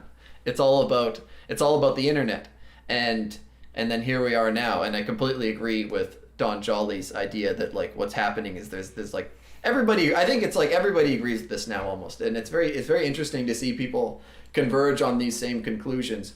But the idea that it's the internet versus the institutions, man, and it's a weird thing where the institutions seem to be very eager to find the most dangerous parts of the internet and either stamp them down or incorporate them. I just think a big part of the weirdness is we're all on these different maps where no one's large-scale paradigm of who the other side is really works. I think internet people understand non-internet people better than the reverse a lot, but I was actually thinking about that of if you're talking about culture and shared language and ability to communicate is a big part of what that is. Even internet people who fucking hate each other are often more able to communicate with each other than either is to a legacy person, even if the legacy person is more laid back. Like if I was arguing with Vosh and said, "You fucking lol cow," he would at least understand the insult, even if he doesn't like me as a person. Fucking the people in my house have no idea what that would even mean. And it's or the other thing, and this is maybe where it gets more interesting and less about like shared memes and so on. Your disagreements with Vosh or somebody like that would probably be more about what is the fundamental cause of such and such problem that we're experiencing now, but you'd probably be in agreement about what most of those problems were in some way, But people who are the boomers, they're not even going to be in tune with that. And that's sort of that's the thing. So the reason why like people online can understand the people in the mainstream better is because people online, this is the thing, Green, is that people on the internet are just better than the normies. And that's because we're the phase that comes after them. Like we emerged from the normie culture and we created we're creating new culture. And the way that the normie mainstream culture tries to deal with us is to create a phantom misunderstanding / misrepresentation of us. And like that's why you encounter these weird conversations where your roommate's like, "Oh, your Proud Boys are at it again, eh, fella?" This kind of thing. And one of the funny examples of that is like all the boomers know who Richard Spencer is, right? Yes. Or a lot of them. And Richard Spencer has like 70K Twitter followers, and he had about that amount like 5 years ago or like 4 years ago. So like nobody listens to him, nobody cares about him. Everybody thinks he's a loser. Like if you have a 70K account in like 2017 and you're still at that level now, it's like nobody cares. But he was always being brought on to CNN and blah blah blah to give these interviews. They'd let Richard Spencer talk to them for an hour about some nonsense because it was like you have to create this weird like phantom image of what the internet counterculture looks like, and that's necessary. And this is part of like the meta, the way in which everything is so meta these days, is that like people are smart enough to know, even if you're a normie, they're smart enough to know that they're smart enough to understand that there's like a broad scale critique of mainstream institutions that is becoming very popular. They're smart enough to understand that. So it's no longer enough like to have propaganda that just tells you that like, look, everything's fine and nobody really has a problem with anything. You have to create this weird like, it's almost like, the Plato's Cave analogy. Everybody knows the Plato's Cave analogy. Yes, it was inspired by The Matrix, if I remember right. Yeah, exactly. This thing where, there's like a person casting shadows on the wall of a cave, and then the emergence is when you like turn around and notice that that's what it is. And like the real world isn't the shadows on the cave, the real world is outside, and you have to do this successive emergence from illusion. I don't remember where I heard this, but there's a really interesting I was listening to an interesting discussion on the progression of propaganda. And if you look at really old propaganda from like World War One, basically they were describing the Germans as being like, they were called like the dastardly Huns, and they're basically these like horrible monsters that look like gorillas. I think this is from a Moldbug interview. Oh, yeah, exactly. I think I listened to this 3 days ago. Yeah, he was saying that the propaganda was like for 9-year-olds, and then it gradually got more and more sophisticated. Yes, but there's something that maybe he didn't notice, which is the most interesting bit of things, which is that the propaganda graduates from something that is like a cartoon from 9-year-olds. It gets more and more sophisticated, but like the key aspect of the final form of sophisticate, and there's something about this that makes me, and you'll understand why, but there's something about this that makes it seem like has to be the final form of propaganda, which is that the final form of propaganda is like the Russiagate conspiracy, right? And the Russiagate conspiracy is a simulation. It's like people are trapped in an illusion of propaganda, right? So the final form of propaganda is that like Russians are producing propaganda that is deranging the way we think. And so like the final form of propaganda is an illusion of another kind of propaganda, so that like you are being led through a false enactment of the emergence from Plato's cave, right? And so it's like the only thing that they'll believe anymore, the only thing that's like believable to people anymore is the idea that they're trapped within a matrix of propaganda. So your only effective propaganda will be like a fake version of that. And that's what leads me to think that like what else can there be after that? You know what I mean? Yeah, that's very true. The woke thing is so much. Again, this is not a woke podcast, but yeah, the most irritating people in the world are people who go through a level of revelation halfway, and I'm really hoping this is not me as I say this. They go part way through revelation, and then they use the spiritual knowledge to go on like an egoistic quest or something. I got into this with Zombie a bit, where I think a lot of our psychological problems is ideas keep breaking, and it's like people are surrounded by these concentric shells that keep shattering, where it's like, oh, you realize what people say is bullshit, then you realize the structure is bullshit, then you realize a lot of human relationships are bullshit, and it's like you gradually lose these structures until you just feel isolated. And I think the completion of that is you go so far that you lose yourself, and even the concept, just everything is gone. And that's when you can actually work on like fixing shit and rebuild from there. But I think like partial enlightenment, where you get right up to yourself, then you stop, it just turns the world around you into a chaotic thing where you exist and you're so sure of that, but everything around you is just terrifying and chaos. I was going to say something earlier. Oh, fuck. One thing that's really interesting, that thing you just said about Spencer, where they paraded him around, that actually has an interesting parallel with Black Americans, where for a long time, like throughout the 20th century, especially the latter part, people who became, de facto leaders in the Black community, a lot of them were just random dipshits that were paraded on TV by the stupid media so that they could, make a compelling story. And just through, I don't know, inertia, they eventually became unironic cultural icons. Like Al Sharpton is the most notorious example of this, where no one really cared who Al Sharpton was, but by merit of pissing white people off and getting on TV constantly, he kind of arose to be a de facto leader for like a third of Black America, even though he was just a guy who just was provocative. Well, that's so fascinating. You could imagine if the internet didn't exist now and Richard Spencer was off doing his like weird college tours that nobody cared about, the media would find him and start bringing him up to do interviews. And then all of a sudden a bunch of people would be like, wow, Richard Spencer is like the pro-white guy. And then he would become like this, like that could easily have happened to him without the internet. It's very funny. Yeah. And also about Moldbug, they would not do that with Moldbug.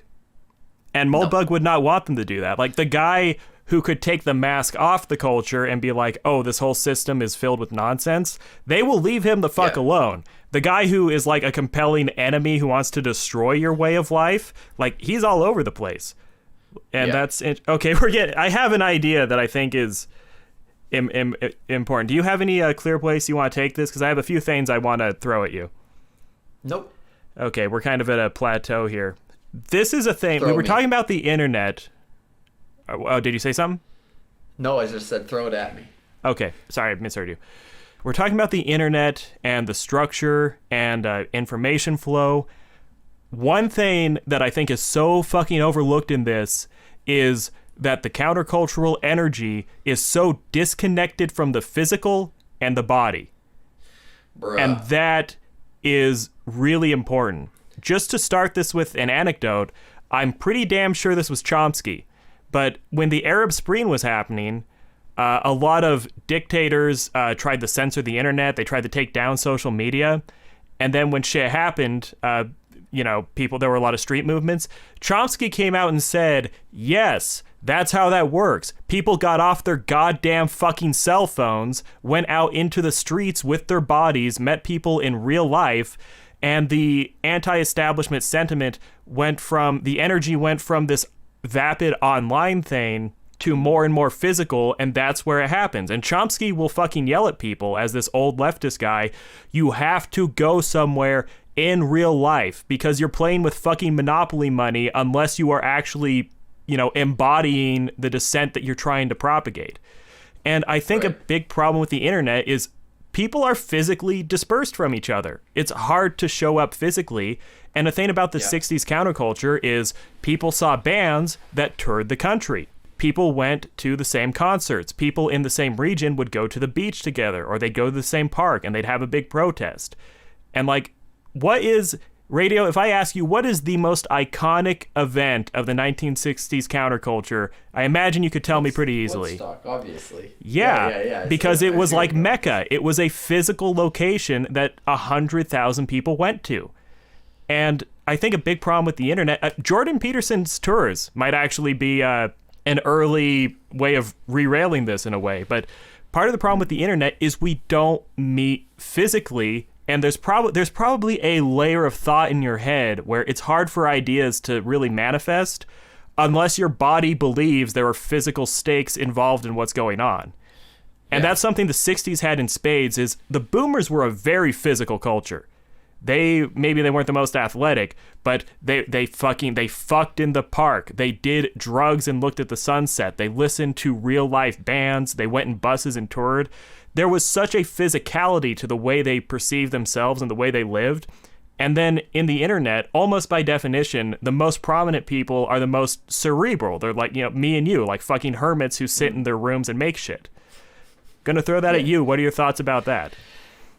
It's a big problem. I know exactly. I mean, there's two cuts of it. I mean, one cut of it is to do the complete internet disembodiment maximalism thing, but and I think you can make something of that, because there's a way in which things that happen online, there's a certain degree to which there's a transformation where things that happen online become like the most important, and the online becomes more important than the real in a lot of ways, in which like things that happen online and the importance of them will end up trumping the importance of things in real life a lot of times. But I don't want to go down that because there's something about embodiment. There's something about things being purely representational that slowly becomes self-referential and weak and like fake. I don't know. The internet can like tend towards fakeness in that way, and it's a big problem for like there's people on Twitter who say that something very interesting and funny that I like. It's like, you can't understand there'd be different ones, but like you can't understand if you watch Dragon Ball Z, or if you watch JoJo's, or if you watch like Fist of the North Star and you don't train, you're not watching it. You don't understand it. Like you're not, you know what I mean? Like if you don't lift weights and you think you're a fan of Goku, you're wrong. There's an embodied aspect to this, God. Where like you can't if you don't see that, and understand the importance of physicality innately and are driven to cultivate yourself as like an athletic, strong person, then you don't get it. And like if you or people will say like if you don't lift weights, then you fucking can't understand Nietzsche because it's like about like vitalism. It's about vitalism and personal power. And if you're just sat there like clacking away and you're stuck in your head all the time, then you can't get it. And this is a lot of like, this goes back to the freedom of speech thing I was talking about before too, and not in the exact same way, in a way that's hard to describe, but there's a way in which if you're caught in your head all the time, then these rules will matter a lot more to you. And the rules are also the most restrictive rules in our society right now are like around highly literalist interpretation of language.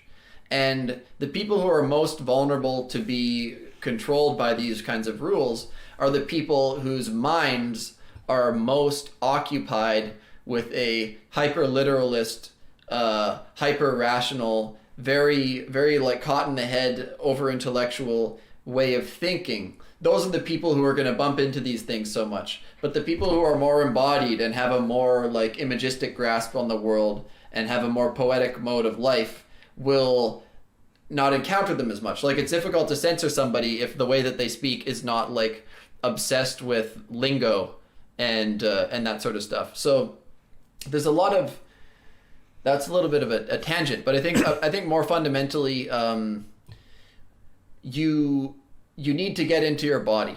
There's like a million things you could say about this. There's something like, I don't know if you've observed this, but you ever listen to like a self-help guy and he like explains something to you and you're like, okay, it's Jordan Peterson. He says I should clean my room. Okay, so you can like understand intellectually that cleaning your room is a good idea, but you have a messy room. And then you go and you take part in like the physical ritual, like the physical thing, and you actually do the task. And then you achieve a different form of understanding, which is like an embodied understanding, which is like the whole point. You know, you have to go and meditate. You don't read books about meditating. You meditate. And then you have these insights that are not just intellectual insights, but they're embodied insights. And if all of your communication is like via the internet, via speech, via text, then there's a potential to completely become separated from that. Like there's a potential to completely separate yourself from the embodied aspect of your insights because you don't see them as being immediately communicated online or something, so you don't value them anymore. And so you could be, you know, there's all kinds of like fake bullshit, like the super trad people online who are simultaneously addicted to pornography, or the the people who want to be like alpha or right wingers who don't lift weights, or the people who, you know, all kinds of stuff. And so yeah, I'm with you, man. It's a bit of a ramble, but yeah, I fucking agree. Like it's very, very important to achieve embodiment. And I do think one thing I would say, there is a little bit of a positive side. I think this understanding of the need to show up in person is starting to emerge a little bit, where people are like, man, like I really want to meet some of these people in real life. And people are starting to get interested in that shit. You're completely right. And I think there's something here where trying to overcome this is important. And I don't know if anyone but me is experiencing this. Do you find yourself feeling like the internet is way emptier than it was a few years ago? Mm-hmm. I have this thing where it more and more feels like the internet is stagnant and less interesting than it used to be. I guess more and more it feels like when I'm watching, it's hard to find something on the internet that feels more valuable than me making something myself. Right. Okay, I do agree with that. That might just be age. I don't know. But that's an intuition I felt. And the feeling of meeting people in real life and doing stuff in real life, it just feels more important. And an aspect of that, which is a little weird, is one thing about meeting people physically it probably flips a switch in your head where you register the person as someone who is potentially going to be involved in physical challenges, something that happens, where part of the thing, just with the people that you live near in your neighborhood, you know, you don't have any real reason to care about them all that much. But, you know, if there's a volcano or if there's a roving band of bandits or if there's a flood, they're the people who you're going to be compelled to cooperate with. And it's hard to have that dimension of a relationship with someone when they're on, you know, the other side of the world. It's like you can cooperate with something, but it's just a lot more easy to pin them down when your body like knows, oh, this person might show up in real life. It makes it more real. This is a thought. We don't have to get into this at all. This is a thought I'm floating out. Real quick, I'll ask, how are you doing? How are you doing energy wise? I got energy. Okay, I'm good to keep talking. I know I'm feeling slower than I did an hour ago, but I'm okay. I'm interested. That's okay. Well, you shut it down whenever you feel like shutting it down. But I'm interested in this thing that you're discussing right now. This is a good topic. So. One thing about culture, I think culture has a lot of different uses. Obviously, communication. And, you know, culture, I'm talking about, you know, things that can be different, things that can be shared non-genetically, things that can be communicated with words that aren't immediately physically obvious. One thing that I've thought about with culture that I don't know if anyone has connected these dots before, how you use culture is, it is very good at creating divisions and a sense of us and them, correct? Where even if you go to a very primitive example, if you look at ancient tribes, if everyone has different symbols on their banners, if everyone is speaking different languages, everyone marks their skin and scarf eyes in a different way, it just creates a very obvious thing where it increases your ability to cooperate with the people who also have that, and people who have different ones, there's going to be kind of an assumed animosity there unless it's worked through, right? Yes. Or at least that's a natural way it can go. Yeah. I've had the thought, really tight cultural binding creates circumstances where it's assumed that down the road, you're going to be more cooperative with these people and less with the others. And a consequence of that is that limits your reproductive opportunities, because that greatly increases the chances you're going to have kids with someone in the clan versus someone who's not in the clan.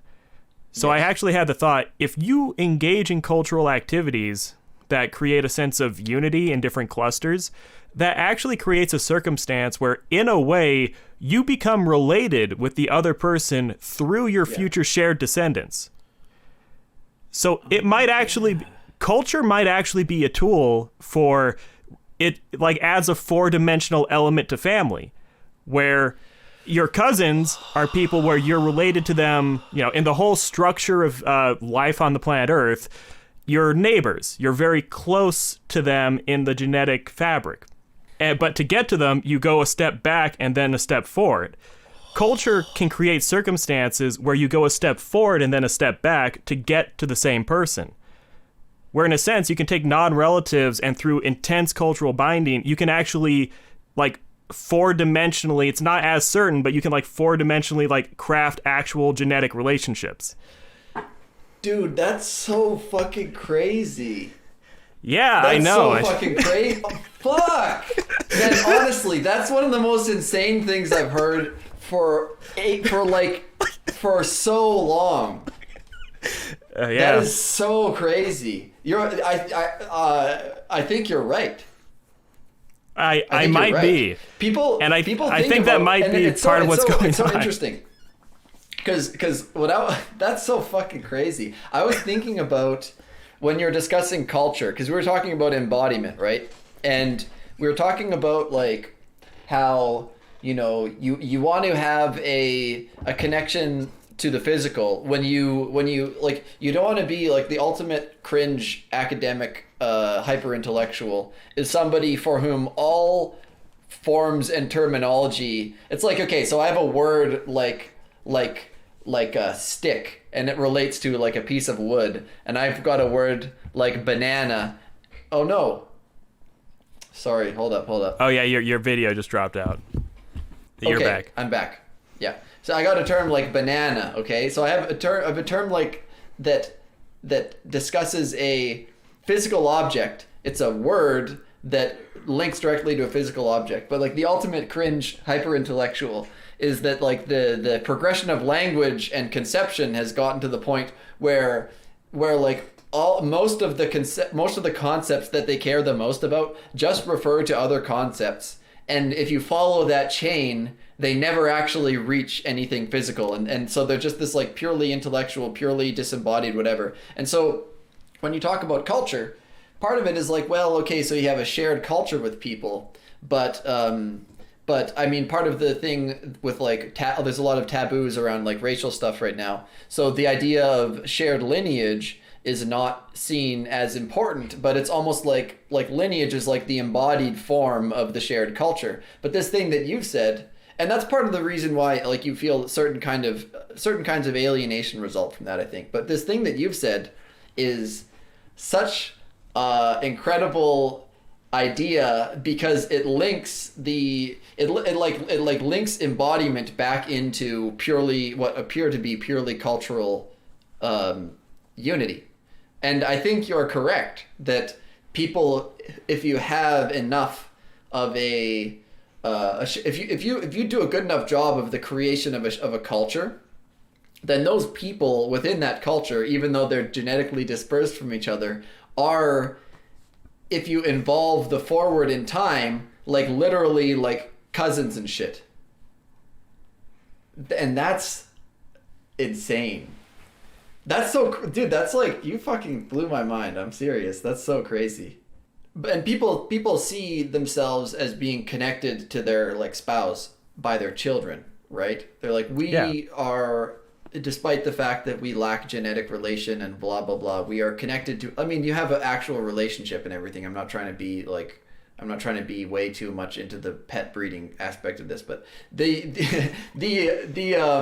I don't mean to speak of human beings in this way, but people will be like, well, we have the same children and we're connected in this way.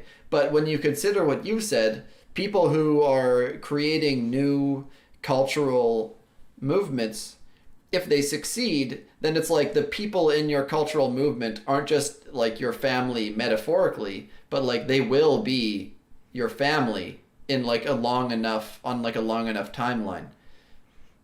Man. I'm sorry, I'm going to start like rambling about it because I'm having a hard. I just think that's so interesting. So I think that's interesting too. Thank you, sir. But kind of an operative part of this is I think maybe that is one element that makes internet cultures probably hard to do, is because it's a rare circumstance where you can spin, cultural unity on the internet into like physical unity in real life. Yeah. Where. Yeah. I'm sure if someone said, hey, we're gonna start a movement, here's 5 different compounds, alt bread tube go here, alt light go here, Peterson fanboys go here. I mean, if you did that, you would get to see how the cultures play out, when they're actually running stuff and forming cooperative communities. But I think when you get more and more abstracted away from, I don't know, anything like visceral, like a deep emotion or physical behavior, like it loses its punch. And in a way, influencers who do nothing but make memes is inherently a very tiny portion of all humans. Yes. But the next end of people where they absorb the memes and implement them in reality, you can have way more people actually doing that. But on the internet, it's very hard to ever galvanize those people into a situation where it's real. Where if they were all in one community, they could get out on the street and do stuff. But when you're only on the internet and it's only about memes, like only the guy at the very top gets to really do anything. Right. Well, one thing about that is that a lot of this stuff that you're talking about, certain ways of criticizing something are. There's different categories. There's kinds of criticism where it's like, well, there's just clearly a problem with this thing. And other kinds of criticism are like, actually, this is just early days.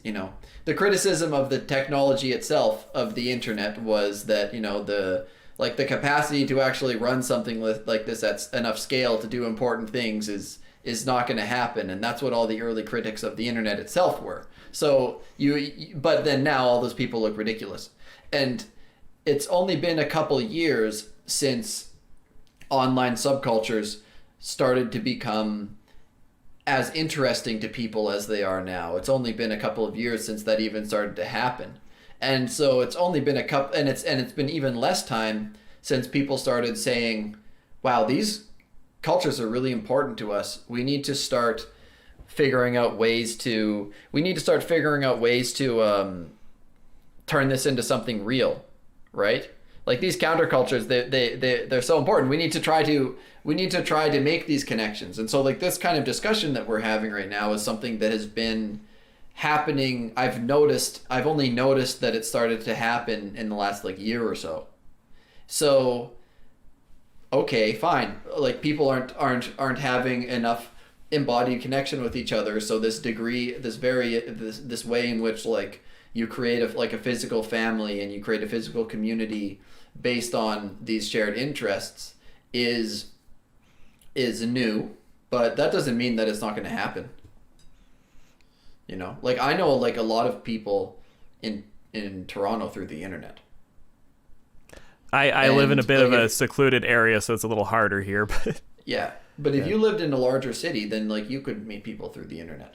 Yeah, which I arguably should have. I have Twitter mutuals in Seattle, and when I lived there, I wasn't meeting people, which is unfortunate. That's fucking nothing. Wow. Just pretend I didn't say that. Oh yeah, whatever. But you can say yeah, we won't worry about that. But you know, it's just early days. That's all it is. It's early days, and a lot of the crazy shit like that happens when people meet on the internet with each other. That'll probably keep happening for a while. Smart people will figure out how to avoid that. But like, it's all early days. This whole thing where the like the online community, like the placeholder physicality of online spaces are starting to like desire to be made into like real physical spaces. It's kind of a new thing, but it's going to happen. I think it's going to happen. It's bound to. Oh, that's hopeful. One thing I have noticed is it does seem like internet communities gradually become more actual communities with time, in terms of it becomes less hyper-focused around what we're talking about, and it's more there become personalities who become well-known in these spheres. Casual conversation comes up more, where, you know, in the early days of the internet, it was all driven by forums. Then things like videos kind of went to replace that. One trend that I'm noticing now, and you're actually involved in this because I see you in like the Break the Rules streams and stuff. Oh, yeah. Just hanging out, where it's not a performance so much. It's just people being in the same area and chatting for a bit. And especially the active feed in the side is probably a big part of this. I noticed that casual, larger groups of people just kind of hanging out live is part of it. Oh, fuck, that was something I was going to bring up too. Part of the thing with boomers and like time and space is not only did boomers fucking physically get out more, boomers had a sense of unified time. Mark Fisher did a speech on this, which Zombie actually sent to me, which was good, talking about music. But one thing I thought about the other while ago was we have completely lost the concept of like live speech. Events happening in real time, that basically has lost all meaning to us, because anything that happens, you can watch a recording of it later. Yes. And that's probably part of it as well, where there's never a sense of urgency and there's never a sense of like a flashpoint event. It's like anything that happens over the course of like 5 days. That's true. I think that you can say like you can create certain things that feel more like they're happening at that time, and certain things that feel less that way. For effect, I mean, if you want to be more participatory with what you're doing, then making it happen at a specific time is important. And live streaming works that way. Clubhouse, that like app that me and Zombie go on, sometimes works that way, you know, like there's no, like it's not getting recorded, it's just hanging out. I don't really go on there as much anymore, but like that's how that works. I don't know. I do agree that there is that disconnection from, there's a bit of a strange thing where like something happening like live and you had to be there sort of thing doesn't happen as much. But it doesn't. I don't know. There still is such thing as events, and I think in the coming years we'll make more of that. I think. I do feel like that is a trend, because it feels like a craving for concrete experience has edged into the internet more and more in the last few years, because it just seems like something people want, where anything that feels like passive consumption or like a totally cerebral activity is kind of losing its charm. How do you think about taking like a 5 or 7, 10-minute break real quick? I have one last thing I want to throw at you. If we can take 5 minutes, do that. And if you have any final thoughts, I would think about them now. I have one last idea. Then we can just have you outro or something. Did you have anything while you were frying the egg that you wanted to bring up with me? Nope. Okay. Oh, gonna hit you with this idea then. It being me, you probably expected this. I do want to bring up drugs. All right. Which drugs played a massive, massive part in the 1960s counterculture. It was driven almost entirely by LSD. A lot of people think that marijuana was common in America in the 60s. It was not. Some people did have it, but not enough people knew how to grow it yet for it to really propagate. The thing about LSD is it's potent and active at an extremely small dose. So Yes. At most times, it's been normal for one dude to make most of the LSD in the world. For most of the 60s, it was Ounsley, who was the Grateful Dead sound guy and the propagator of the carnivore diet. And LSD was so portable, so easy to mass produce. And early on in the counterculture, for the first part of the 60s and throughout the 50s, LSD was legal. Legal. Yes. Yes. So weird. It got illegalized in something like 63, 64, I'm not sure. And it played a huge part in the culture, because the hippies would get a bucket of LSD that would be enough for 10 million people to do it 5,000 times. And there would be little stands where you could just pay $1 for a tab of LSD. And so LSD became this cultural phenomenon. And I think that was important. Radio, do you think that was important? Yeah. Yes. I mean, like, what could be said about that?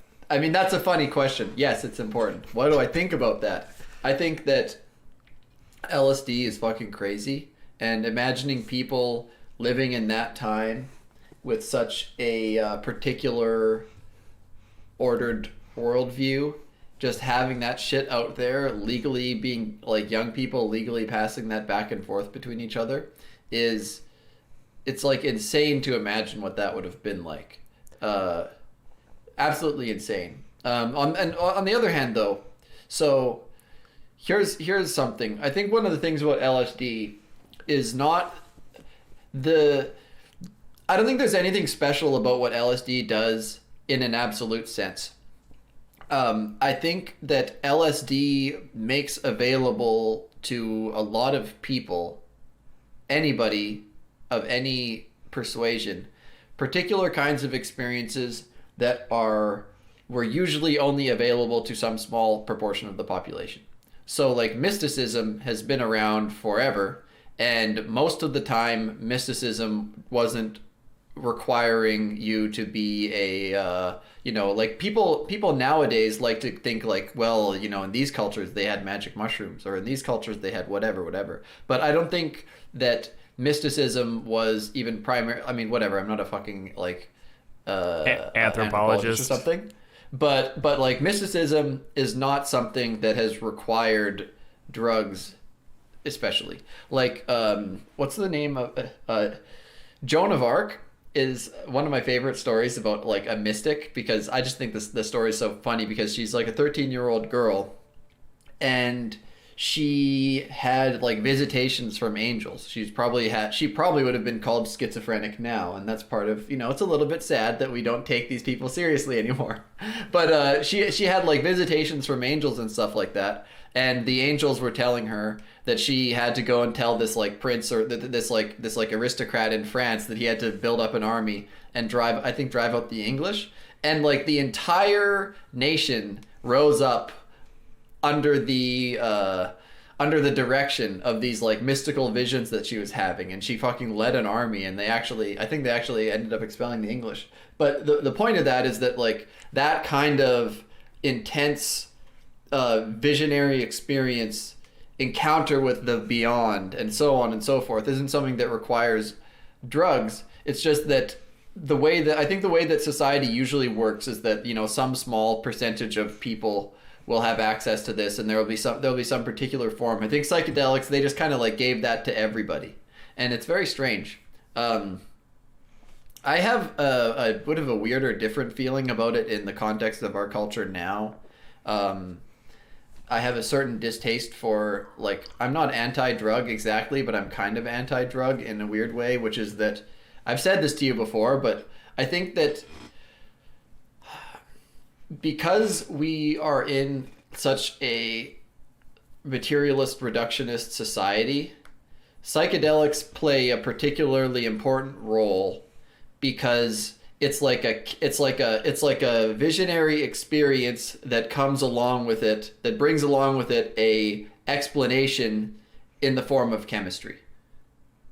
Does that make sense? It's like something that gets explained by chemistry, and that is provided to you by a person who sells you this like chemical implement.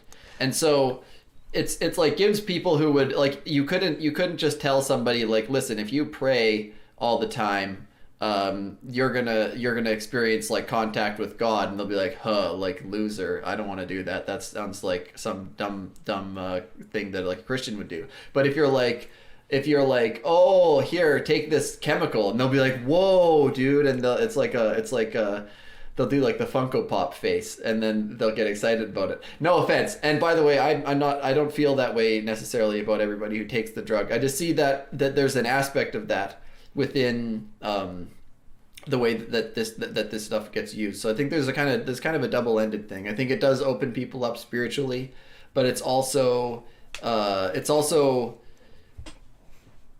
there's a bit of a symptom of spiritual closed-mindedness that makes psychedelics particularly interesting to people nowadays at the same time. Maybe, and that is more of a psychedelic conversation than I don't want to get into arguing directly about psychedelics, because I will do that for hours, and that's kind of its own conversation. I do have interest in talking about psychedelics with someone who's less on board with them. I think I would want to talk to someone who is gently skeptical of them rather than someone who's just against them. I listened to that fucking Owen debate, and that was just the saddest fucking thing, because they were so far apart that it was just animosity, which was bad. And I've gotten into it with Owen too. It's just he didn't respond. I just sent him tweets. Owen had the sense to know I was an idiot. A thing about psychedelics is, when we looked at this video, one thing that really struck me was these guys were so sure that consciousness transformation was a part of the process. And a thing about psychedelics, and I think one of the big mistakes with psychedelics, is I don't do the thing that you kind of implicitly did, where it's like, oh, here's the category of spiritual practices, and it includes, A through Y, and then there's also psychedelics as a member. It's more, no, psychedelics are its own practice. Religion is its own practice. They intersect in interesting ways, but they're not necessarily the same thing. Yeah. Kind of like I often look at psychedelics like this. It's like a plane goes up in the air, travels you, and then you come back down. It's like going up in the air was not the point. Yeah. Kind of like psychedelics throw off spiritual enlightenment. It isn't necessarily the point. It's just something that happens. It depends what you're, looking for, I guess. But one thing about psychedelics is it is basically a given that if you want to democratize the process of mass consciousness transformation, there are very few ways to do it.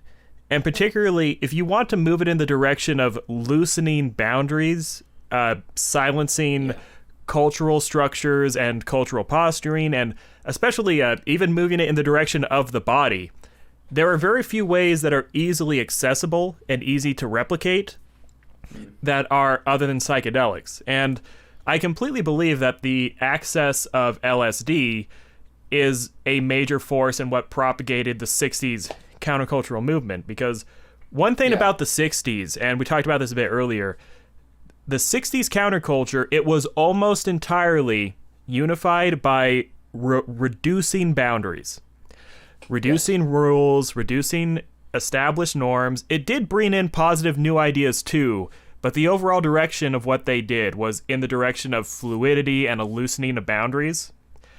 Yeah. And I think mass LSD usage is definitely there. Full disclosure, I have not done LSD itself. I have done analogs of LSD that give similar effects but tend to be a more relaxed version of it from what I can tell from trip reports. So I think I can appreciate what LSD does. I think I can triangulate it pretty well with the drugs I have done, even if I haven't done it itself. But the fact that these people who were screaming about destroying the established cultural norms, basically in every direction at once, were doing LSD makes a lot of sense. And when I look forward to the countercultural movements now, it seems like they all, or a large number of them, intersect with drugs in various ways, but it's very complicated. Like the whole Joe Rogan sphere is obviously pretty on board with psychedelics, even if yes is pretty on board with psychedelics. Cannabis has become a kind of an kind of a flagship thing for them. I've also noticed there's a lot of people who are kind of in the countercultural sphere who are extremely skeptical of psychedelics.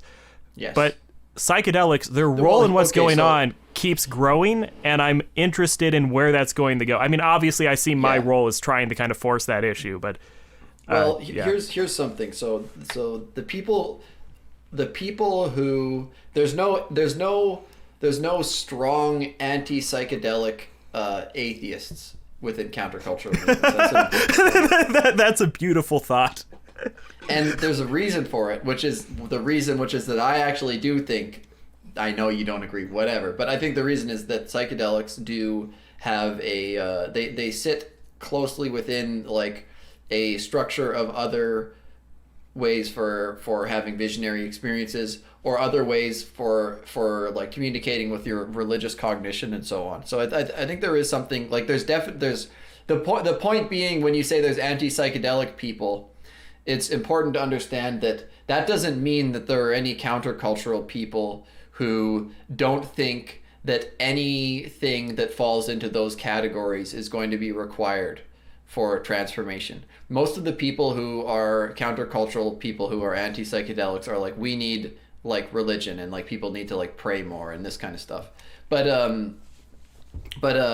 the thing about these guys, like Allen Ginsberg and Alan Watts and Timothy Leary and all this stuff, they and this goes to the Funko Pop criticism, and I don't mean this, I don't want to be, listen, I'm okay with psychedelics. It's not that I think that psychedelics are a spiritual Funko Pop. It's that there's like that danger is always there, and people really need to be careful about it, because these guys, they really leaned on it. They're like, there's this utopianism, like we just need to get everybody to have LSD, and then like the consciousness transformation will happen and all this kind of stuff. And the problem with that is the same problem that's inherent in any form of consumerism. And the problem is that it's like taking agency away from yourself with the requirement for self-transformation. It's important for people to understand that if you're going to try to create if you're going to try to like instigate self-transformation in profound ways, human beings come with all of the equipment required for that default from birth. The extra chemistry is a bonus. You know, you can use chemistry to those ends, and I'm not necessarily against it. It's just that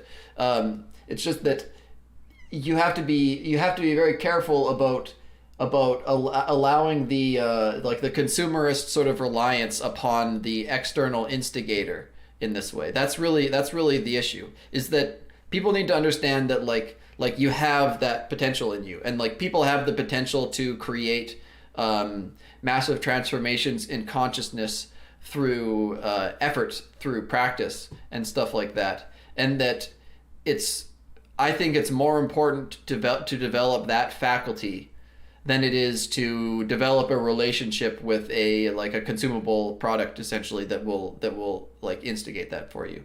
And so I don't know. I there part of what seems lame to me retrospectively about a lot of a lot of the idealism in the 60s is the way in which people just sort of want to rely upon. They're like, as soon as we get the, and you know, it's funny now that I think about it.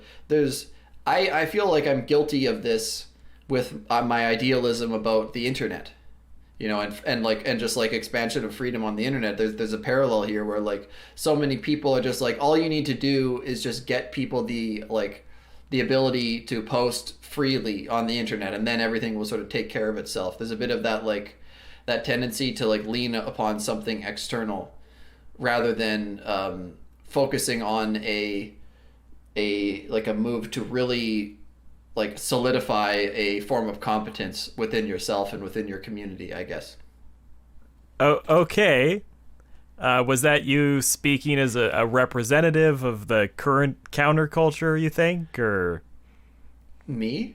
Well, no. I'm specifically trying not to make this me being defensive over psychedelics. Because, sorry. I know. I should have been more mindful of that. I just think I just want to say, okay, so forgetting all the suggestion of criticism and so on. It is just interesting, like psychedelics played a lot of a role in the counterculture in the 60s, but there's also a weird bit of idealism of just like introduce them and magic will happen kind of thing, which is sort of the downside, I think.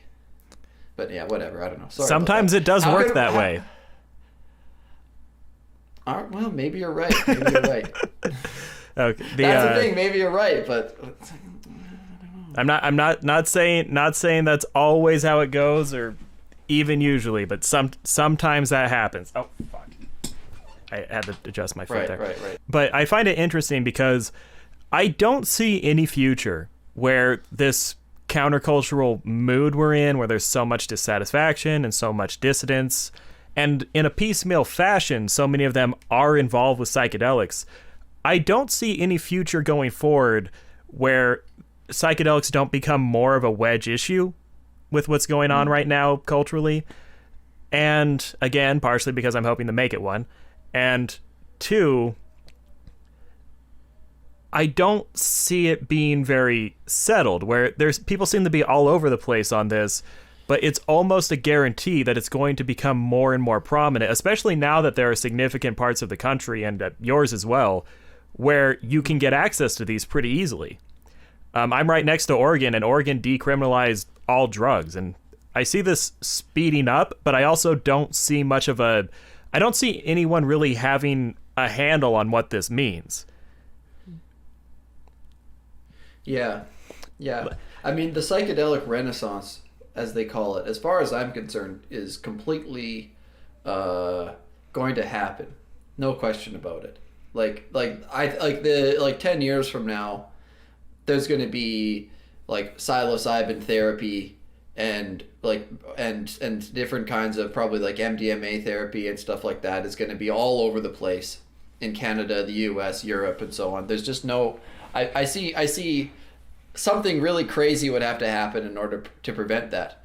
And I guess in truth, I am for that. Like, I think it's kind of cool. I don't know. There's something exciting about that to me. But what will that mean, though? What do you think? Well, I'm kind of going to invoke Terence McKenna here, where You know who Terrence is, right? Oh yeah. Okay, I figured. But Terrence McKenna said something really interesting in one of my favorite talks from him. I think it was Sacred Plants as Guides. He said that drugs they affect how you process information. So they should be considered media. And in the same way that a society having the printing press versus an oral tradition affects the way they communicate with each other, drugs will structure the society in the same way, where it's kind of a convergence with the McLuhan media as the message thing. If you have a significant number of people who are doing these things on a regular basis, and these people are integrated into the society, that does change. You have nodes of people who are perceiving information in different basic ways than most of the people around them. And that seems like it will have major consequences for the civilization, although it's unclear exactly what those are. Well, here's something. What you're saying, I often invoke this little way of thinking about things. People miss this usually when they think about stuff. We live in a democratic society. We think in very populist sort of ways. We don't tend towards like elitist thinking. It's sort of taboo and blah blah blah and whatever. We don't think too much about the Übermensch anymore. But the idea that like what it will take is a mass like democratic proliferation of something in order for an effect to start coming is, well, it will be very interesting to see what happens when that happens and everything. But we already live in a society that is fundamentally like highly affected by the fact that many people within positions of particular leverage are already doing this, right? Oh yeah. Like Steve Jobs, a perfect example of somebody who his business work and everything like transformed our culture massively. You know, if you imagine, like you could imagine even in a weird way, like the massive effect that like Apple computers had on the world and the culture and everything. You could see that as like a little bit of a drug in and of itself. Like, you know, you imagine one world without it, and then it's like you add this guy Steve Jobs, and then all of a sudden this like crazy shit's going down.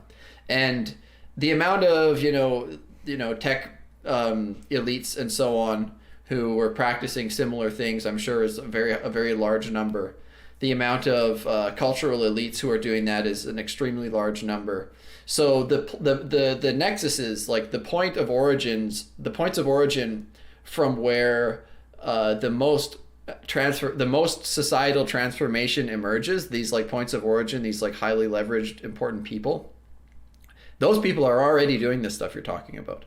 Like this is like a world we already live in the world where the transformation of consciousness that is evoked by psychedelics has like a massive rippling effect, a medium as the message almost kind of thing in the way that our society is shaped. So that's kind of interesting to think about. You know, like are we already living in like a psychedelic world? Like I guess so. Is like the 60s happened, right? In a way, it's kind of. And that actually leads me to something interesting. This like, oh, sorry, I'll just say like the one simple thing to say about that would be like if you don't take psychedelics, you're one what do you call it? 1 degree of freedom away from some kind of cultural insight or aesthetic influence. You're always 1 degree of freedom away from like thousands of influences that are directly instigated through psychedelics, even if you're not taking them. So no, that's absolutely true, that it affects the thinking of people who become influential, and that permeates the culture as well. Yeah. Critically, it will alter language. You mentioned the 60s already happened. This is both one of my like most interested in ideas and also one of my simplest ideas. I think what happened with the 60s and how it went so wrong, where Timothy Leary became this provocative anarchist and kind of poisoned people on psychedelics for so long, I think the great tragedy of the 60s was LSD. I think LSD was just a really bad drug to have in that context. Where, in a way, if you have a society that is ripe for, a boundary dissolving experience like what happened in the 60s, like, I mean, the existence of LSD probably really good for black people in America. Like, I will say that. But I will say one thing about LSD is LSD, or at least I'll say lysergamides because I haven't done LSD, those drugs tend to operate primarily just through a relaxation of boundaries. They don't really bring any positive instruction or any positive new information to the table. And so I think and also they're insanely easy to do, and they're insanely easy to propagate, and also they're a bit of a stimulant, so they make people a little crazy. So if you're trying to like get a bunch of hippies to spiral in every direction at the same time, LSD is a great drug for that. I think with the tryptamines specifically, to an extent other drugs, I like mescaline, but with the tryptamines, mushrooms and DMT specifically, I think that the fact that they are so free in injecting new information into the system, and that the information that people get, it's not the same thing, but there's a commonality in the direction that the information generally pushes in, that the different people who do these drugs do. I think that they actually kind of converge on a positive sort of moral instruction.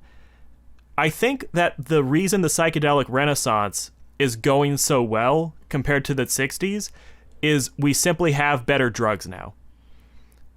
And I find that's my idea, where it's like, if that's true, it's the most important idea on the planet, and if it's wrong, I'm just talking about nothing. Oh yeah. That's one thing that I think is so interesting is I think the 60s was really drug driven, but the drug was probably the literal worst drug. I mean, unless you want to get out of the class of psychedelics or something. I mean, Datura would probably have been much worse, but don't, or DPH, don't eat Benadryl, kids. Where out of the classical psychedelics, LSD was probably the worst one to just give to a huge number of people carelessly, and it was a really bad context for it to happen in.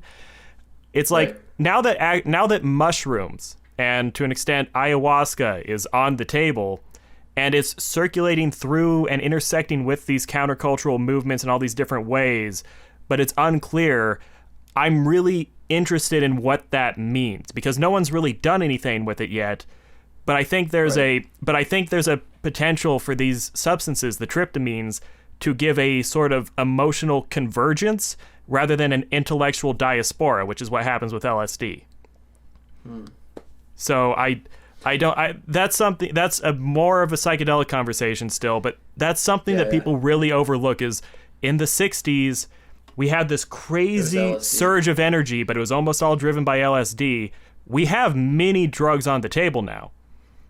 And we actually have like an arsenal of different drugs that are good in different situations. Yeah. But they're only being talked about in like a recreational or medical context. Like no one's really culturally doing anything with these. Right. Well, the people, that's part of the thing about okay, so here's the thing. Part of the problem with the psychedelic renaissance is that it is the therapeutic machinery is getting like a monopoly on it. Yeah, it makes me really mad actually. So that's like a really big problem, because it was like the cultural machinery or whatever, that it was like the countercultural machinery had a hold of it. Now it's the therapeutic state or whatever. So that's a bit weird. As far as this, that would take a long time to go into too. I don't know if we should. And incidentally, that's one of the things that pisses me off with Owen more than almost anything else he says. Who I don't know, by the way. I'm just one of his reply guys. What was he saying that he like thinks? That's one thing that he says over and over is someone with a medical issue should have access to a drug. That doesn't mean people should be able to do it recreationally. And that's stupid. It's partially stupid because you can't separate them. What usually heals people is the vision. Or in many cases, it's part of it. Like, that's something that people like Owen can say to make themselves feel better. That has nothing to do with what's happening in the fucking chair. Right. Yeah. It's also like, what's wrong with recreation? Yeah. It's part of that whole thing where it's like, we only do good things for sick people. And it's like, what? Yeah. That's ridiculous. But I don't know. As far as this other thing goes with different kinds of psychedelics having different sorts of effects, That's not been my experience really. Like I do see there's something like unitary about like the psychedelic experience between different substances, in my opinion. But I don't know. It could be something. It is the case that the researchers who are conducting these things are using psilocybin. They're not using LSD. So they may be thinking something similar to you, but time will tell. I guess time will tell. Time will tell. It feels like we're closed up. I would be happy to talk about psychedelics properly at some future date if you were interested. Right. I'm not really. What I've said up until now, that's like mostly about what I've got. Like, without getting too much into my own experiences, that's my very simple opinion about them. Is that they are. They're all this stuff that we've been saying, but that there's the caveat, which is that there's it's a bit like consumerism in that it's not tapping into like human agency. It's tapping into human like accessing something. I don't know this, whatever. But that's it. So I don't know. I don't really have much else to say about it. I will else say, you want to cover today, or, as a final thought about what you said about the medical establishment and the medicalizing of it, and to an extent the preemptive commercializing of it. I'm sure in 15 years I'm going to be sitting in a chair somewhere fucking pissed that society ruined psychedelics for me, and in addition to everything else. I will say, kind of my hope with the psychedelic thing is the big commodifying machine. I'm hoping it fucks up and it's trying to swallow something it can't contain. That's kind of my fondest hope with the psychedelic thing. Where it's like, I don't know what... Oh, sorry? That's a pretty decent insight. I would imagine something like that would happen.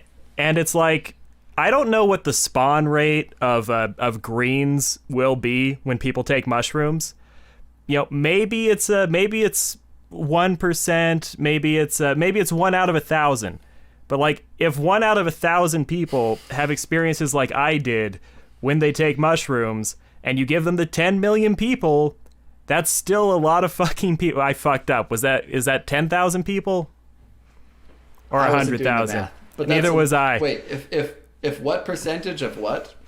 If you give 10 million people mushrooms, and 1 in 1,000 has something happen like happened to me. Yeah, 10,000. I mean, 10,000 me's running around, or 10,000 people with their parallel version of whatever happened to me.